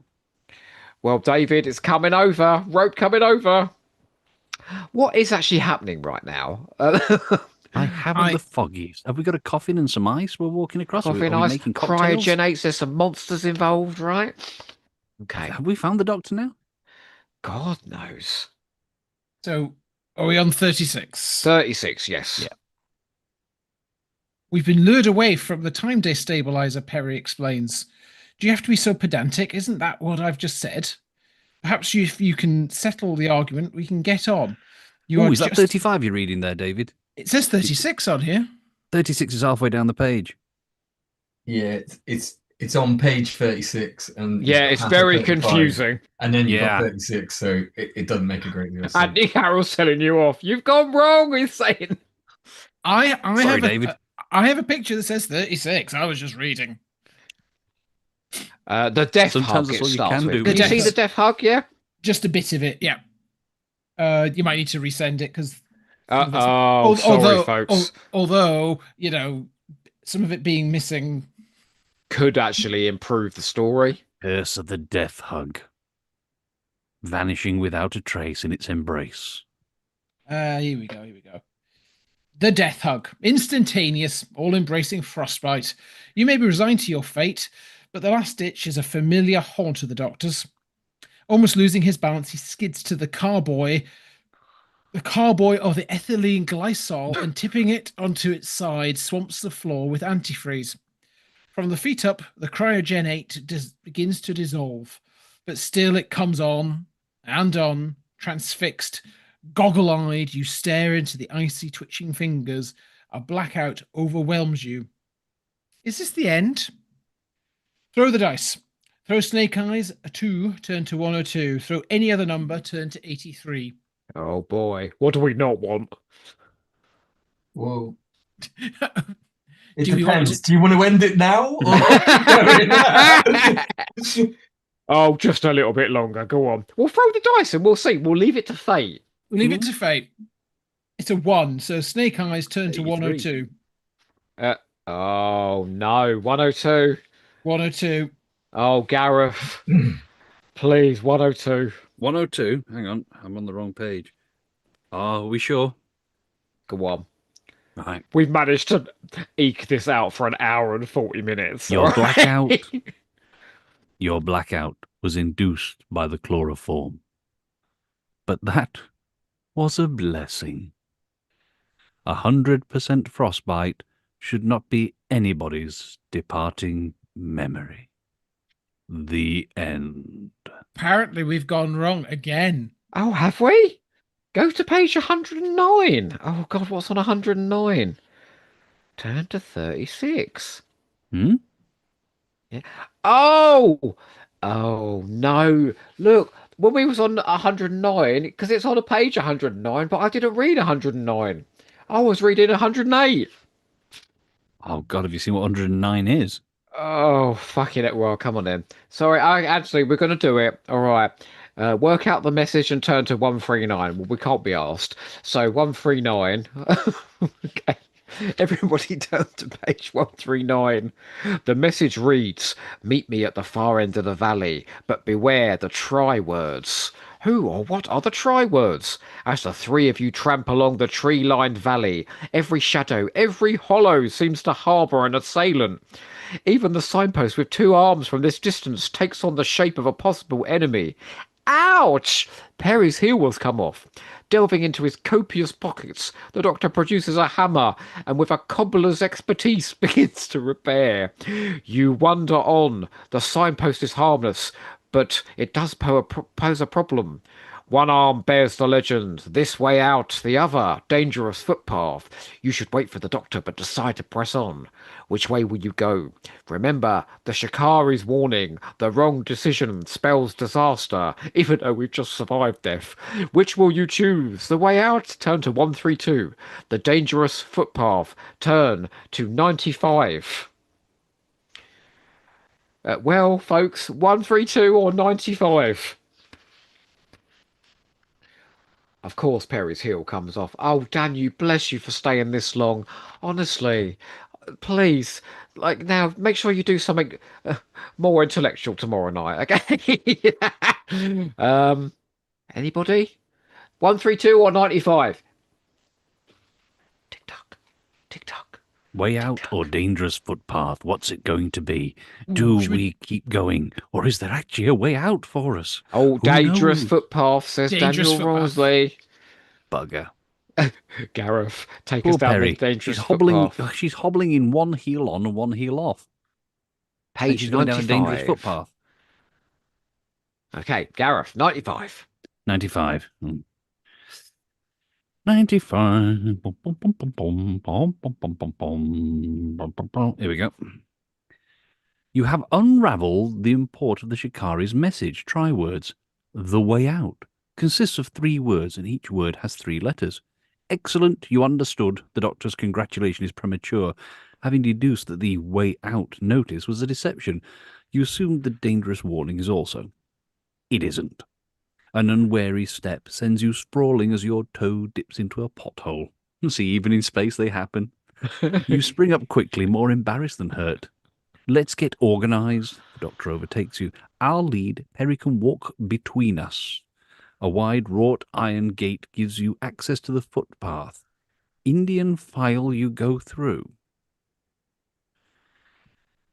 I hope I'm not emulating the grand old Duke of York, declares the doctor, leading you up to the top of the hill, then leading you down again. I'd have thought more Don Quixote was your style, retorts Perry. You think. I wonder which of us Perry is casting as Sancho and which the donkey. Stop. So suddenly does the doctor break that you and Perry concertina into him. Oh, comedy. But what awaits you at the end of the path soon dampens your high spirits. Turn to 54. Unbelievably, 2 people left and came back. Thank you. Dan, 54. Okie dokie. Crackling sparks embroider the skyline in an elaborate and intricate display. No, not fireworks. An aggressive mob of shikari, swirling their nets, are preparing to Shanghai the 3 of you. You try to flee off the path to the right. Zoink! You are violently repulsed by invisible force field. Ooh. Harry tries to the left. Zonk! The same result. What is the doctor doing? Isn't he aware of the danger? Rummaging in his cornucopian pocket, he extracts a compass. A compass? The shikari are getting nearer. For pity's sake, the needle does not point to either force field, but quivers between them, indicating that they have the same polarity. So there is a solution. Can you see it? Everything needed is at hand. Oh my If you God. cannot unearth the answer on this occasion, the doctor will tell you. Haste is of the essence if the Rani is to be thwarted, and you must be, and she must be, sorry. Turn to 6. My God, it's coming towards the end. We may have solved this thing somehow. Some madness. Okay, you ready for this? Backtracking. The doctor instructs you to assist in hoisting the raw iron gate from its hinges and placing it between the force fields. Immediately, the connection is made, invoking the principle that like poles repulse. Oh, so much education. Thank you, Pip and Jane. The force fields are repelled. In the doctor's wake, you leap off the path and climb the steep mountain slope. The Shikaris give pursuit. Their warring, honking cries coming closer as their heat-seeking eyes home in on you, straining every sinew. The 3 of you clamber like mountain goats up an almost vertical screen. Fucking hell, have you ever read a more straining every sinew, comma? Then, as you reach the snow line, Perry's repaired heel snaps off. Her fucking shoes, for God's sakes. Ouch, Hobblers. my ankle! Her flight is reduced to a hobble. What now of the chasing shikaris? How can they be outwitted? They can. The glacier looming in front of you provides the answer. If you can see the answer, go to 114. If you cannot solve the dilemma, throw the dice. Throw a 3 or 6 and go to 74. Throw a 1, 2, 4 or 5, and luck is with you. Turn to 114. Can you see the solution in that picture? Yeah, Lucky's with us. You can. I can't see a solution there. Should we just go to 114? Just go to 114. I think we may be nearing the end, chaps. I've never said that about a Doctor Who book so much. David, rope is coming over. Oh no, you've got to do a bit of acting here, I'm afraid. Oh no. Yeah. Sorry, mate. Oh.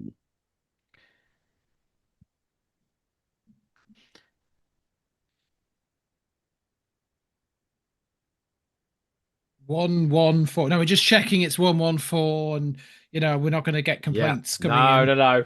Okay. Of course, Perry's repaired heel snaps off. Yes, this is like survival, Daniel. Our survival. 114. The answer is an ice barrier.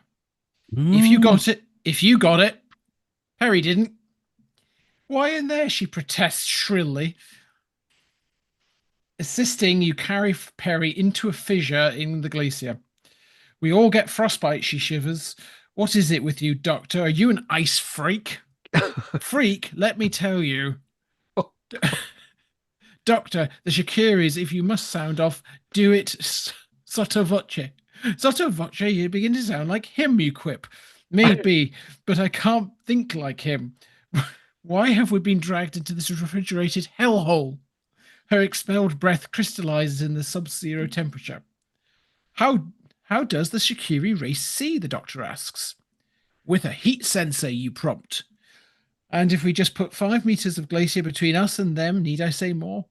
The fading Yes. honking of the hunters confirms the wisdom of the strategy. Let me bind that ankle. As the doctor crouches to apply a bandage, you wander further into the fissure. It leads to a cavern. God. Turn to 13. Oh, Gareth, I'm so sorry. Why does he get What all have the I ended up puzzles? with these? Oh, we've got another puzzle. This is because I mentioned the whole mind thing at the beginning, isn't it? Acid drips constantly, much like for the authors of this book, from the cavern's roof over a multitude of jagged stalactites. Look carefully at these monstrosities, the doctor shouts from the entrance. He's waiting for Perry, whose progress, because of her ricked ankle, is slower. Monstrosity is too strong an adjective. The stalactites have devolved to the shape of petrified bodies, arms outstretched in desperate pleading, mouth and eye sockets gaping wide, dumb cavities now that the acid has dissolved away the tongues and pupils. The pathetic remains of adventurers who have risked this route and failed, who hang there, scourged by the caustic liquid. Warning monuments to the unwary, whose numbers you may swell if you stumble at this hurdle. You won't if you can solve this rebus puzzle. Has anyone ever heard of a rebus puzzle? No. Right. And folks, I'm not sure I can even begin to what have we got here? Trouble, range, rope. I'm just going to go to the answers. If you work out the rebus puzzle, turn to 48. If not, throw the dice. I get the sense we're trying to kind of get through this as quickly as possible now. Well, I don't think you can say as quickly as possible when we've been going for an hour and 50 minutes. Did So do we Eric want to write go with the this bit? dice, or do we want to say we worked out the puzzle? Should we throw the dice? Yes, for One Go on, may then. kill us. You never It's know. even or odd number, David. What we got? well, we've got a 2, so that is 27. 27. Page 27. Oh, no. Oh, shall I finish us off? Sorry. Yeah, go on then. Avoiding the dripping acid and averting your gaze from the gangrenous green stalactites, you hesitantly continue into the cavern, a twilight world that tests your nerves. What was that? A fluttering of wings? Silence. Perhaps you've been rash, stupid even, in pushing on alone. Another fluttering of wings, many of them, from up above, vague silhouettes that move. Oh no! What is it that haunts your nightmares? Bats! And like everything else on this forsaken planet, gargantuan! Mesmerized, rooted to the spot, you observe a webbed silhouette detach themselves from the ranks and you glide effortlessly down to settle like a shroud upon you. The fine soft fur of the underbelly tickles your cheek as the pliant velvety mouth seeks your throat. Excuse me. These are the tetraps, right? A vampire! No. A gentle needle-fine prick. punctures the skin and injects venom. With benign consideration, the creature carries you to the roof and ranges you alongside those other misbegotten intruders. As the venom swiftly courses from artery into the veins and capillaries, sorry, you realize you are metamorphosizing into a stalactite. The end. Yay! Oh, fellas. At least we get to hang out with Yeah! us. Now, gonna ask you all, what did you learn from that book?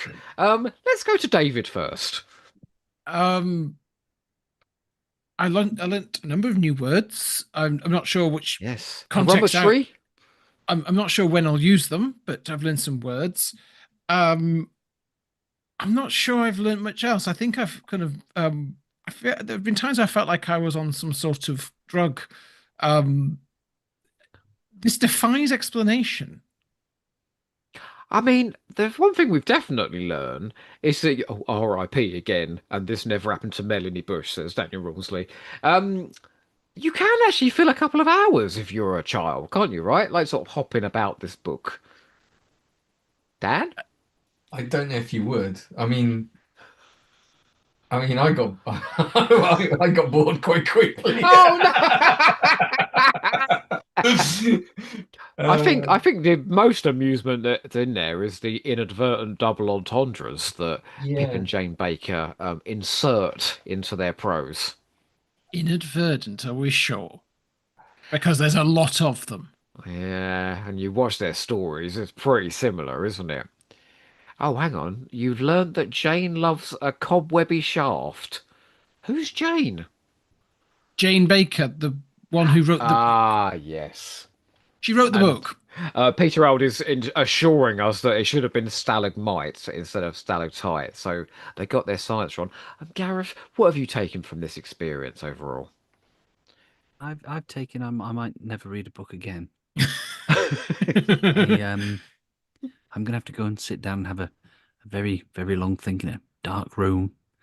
No, I mean it's fine. It is what it is. There are some interesting bits in there. In all seriousness, some god awful bits. But I mean, is there a way it Um, can work? This is there a way it can work and actually spin a narrative? Because it was just random dangers coming at you. that's one of the problems I've always had with these books, which is holding in my head where am I in the story. Did anyone remember as we got through this that we were after some kind of time destabilizer? Because we were hunting for Only the every doctor now and for again ages. when it was mentioned. No, Yeah, it was too it's busy like up passages and crawling up behind Perry's butt and all sorts. Sorry, Dan. Well, I think it was interesting considering this book was written in 1986. That basically there's a lot of ideas in here that they use for Time and the Rani. There is, Completely very yeah. much. a year later. So they were obviously kind of I don't know, recycling from this I mean, as maybe they've well. only got a small bag of tricks because there's a lot in there from Mark of the Rani as Yeah, well, you yeah. know. And the They were bats at so the end, pleased with right? The bats are clearly the tetraps, yeah. Hmm. they were so pleased with the ideas that they came up with in this book. They're like, the next time we write for Doctor Who on the television, we're putting all these things in because they are classic. And to be fair, Time and the Rani is a classic in many respects. It may redefine the word classic, but it's It's certainly a doing memorable story. it's doing some heavy lifting. Well, I'm going to ask you chaps now, just in some sort of an order. Would you read any more of this range? I mean, there's one by David Roden who gave us Dimensions in Time, for goodness sakes. Gareth, Yes, because I've purchased them all, I will be reading them all. what did you buy all of them? I got all 6 of them, yeah, even the William M's one, which took me forever to get hold of. Oh boy. Well, maybe we won't live record it. We'll have some fun with it. Dan, are you in the mood to find your fate any further? No, I don't think so. I'm guessing because this is the only one that Pip and Jane have wrote for this range, that the others probably would be less impenetrable because of the vocabulary. Because I think that's the thing. I've learned that dyslexia and Pip and Jane Baker don't really go hand in hand. Do you know what I mean?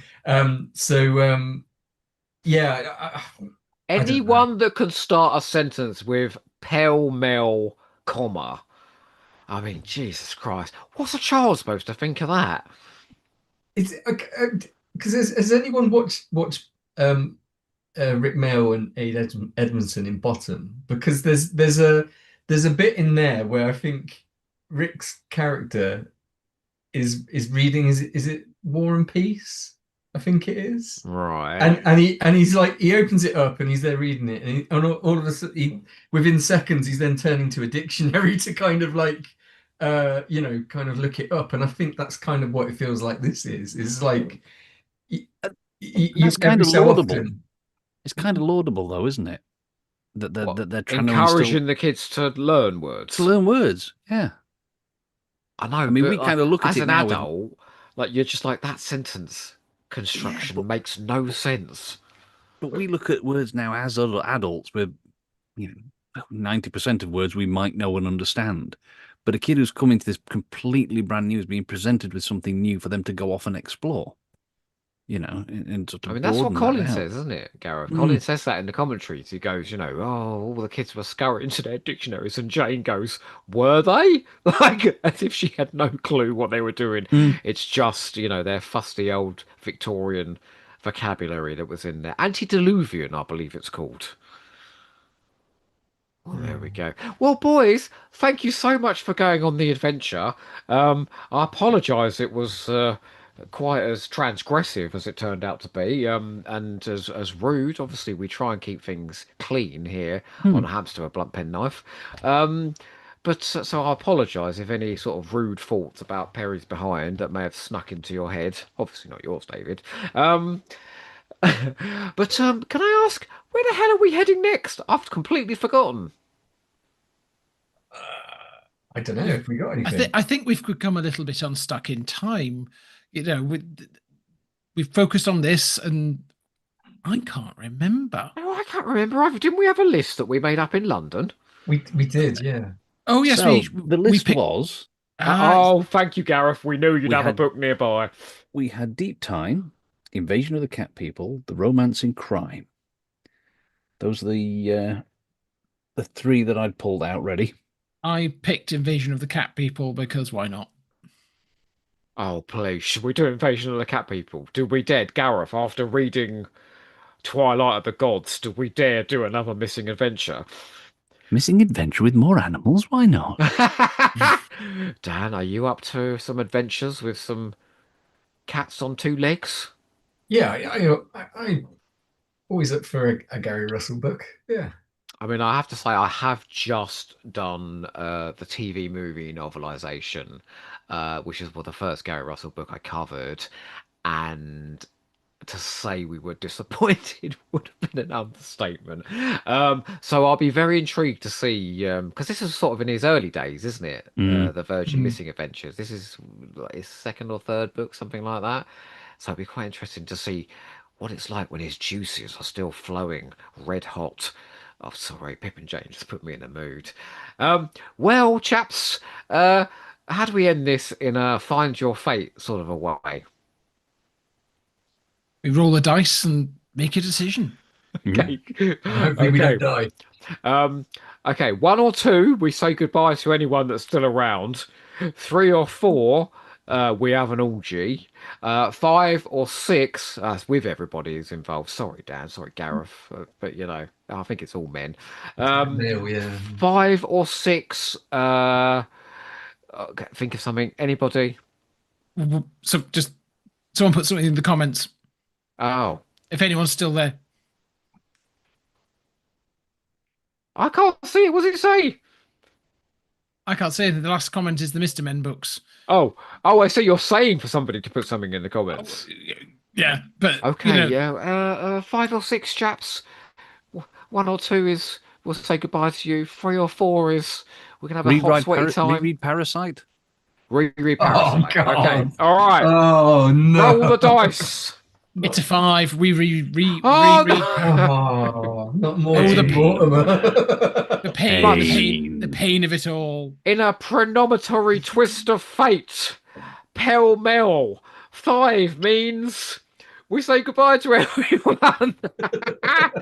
See you later, guys. Thank you for Bye-bye, joining us. everyone. Apologies for the madness of that story, but we will see you next time.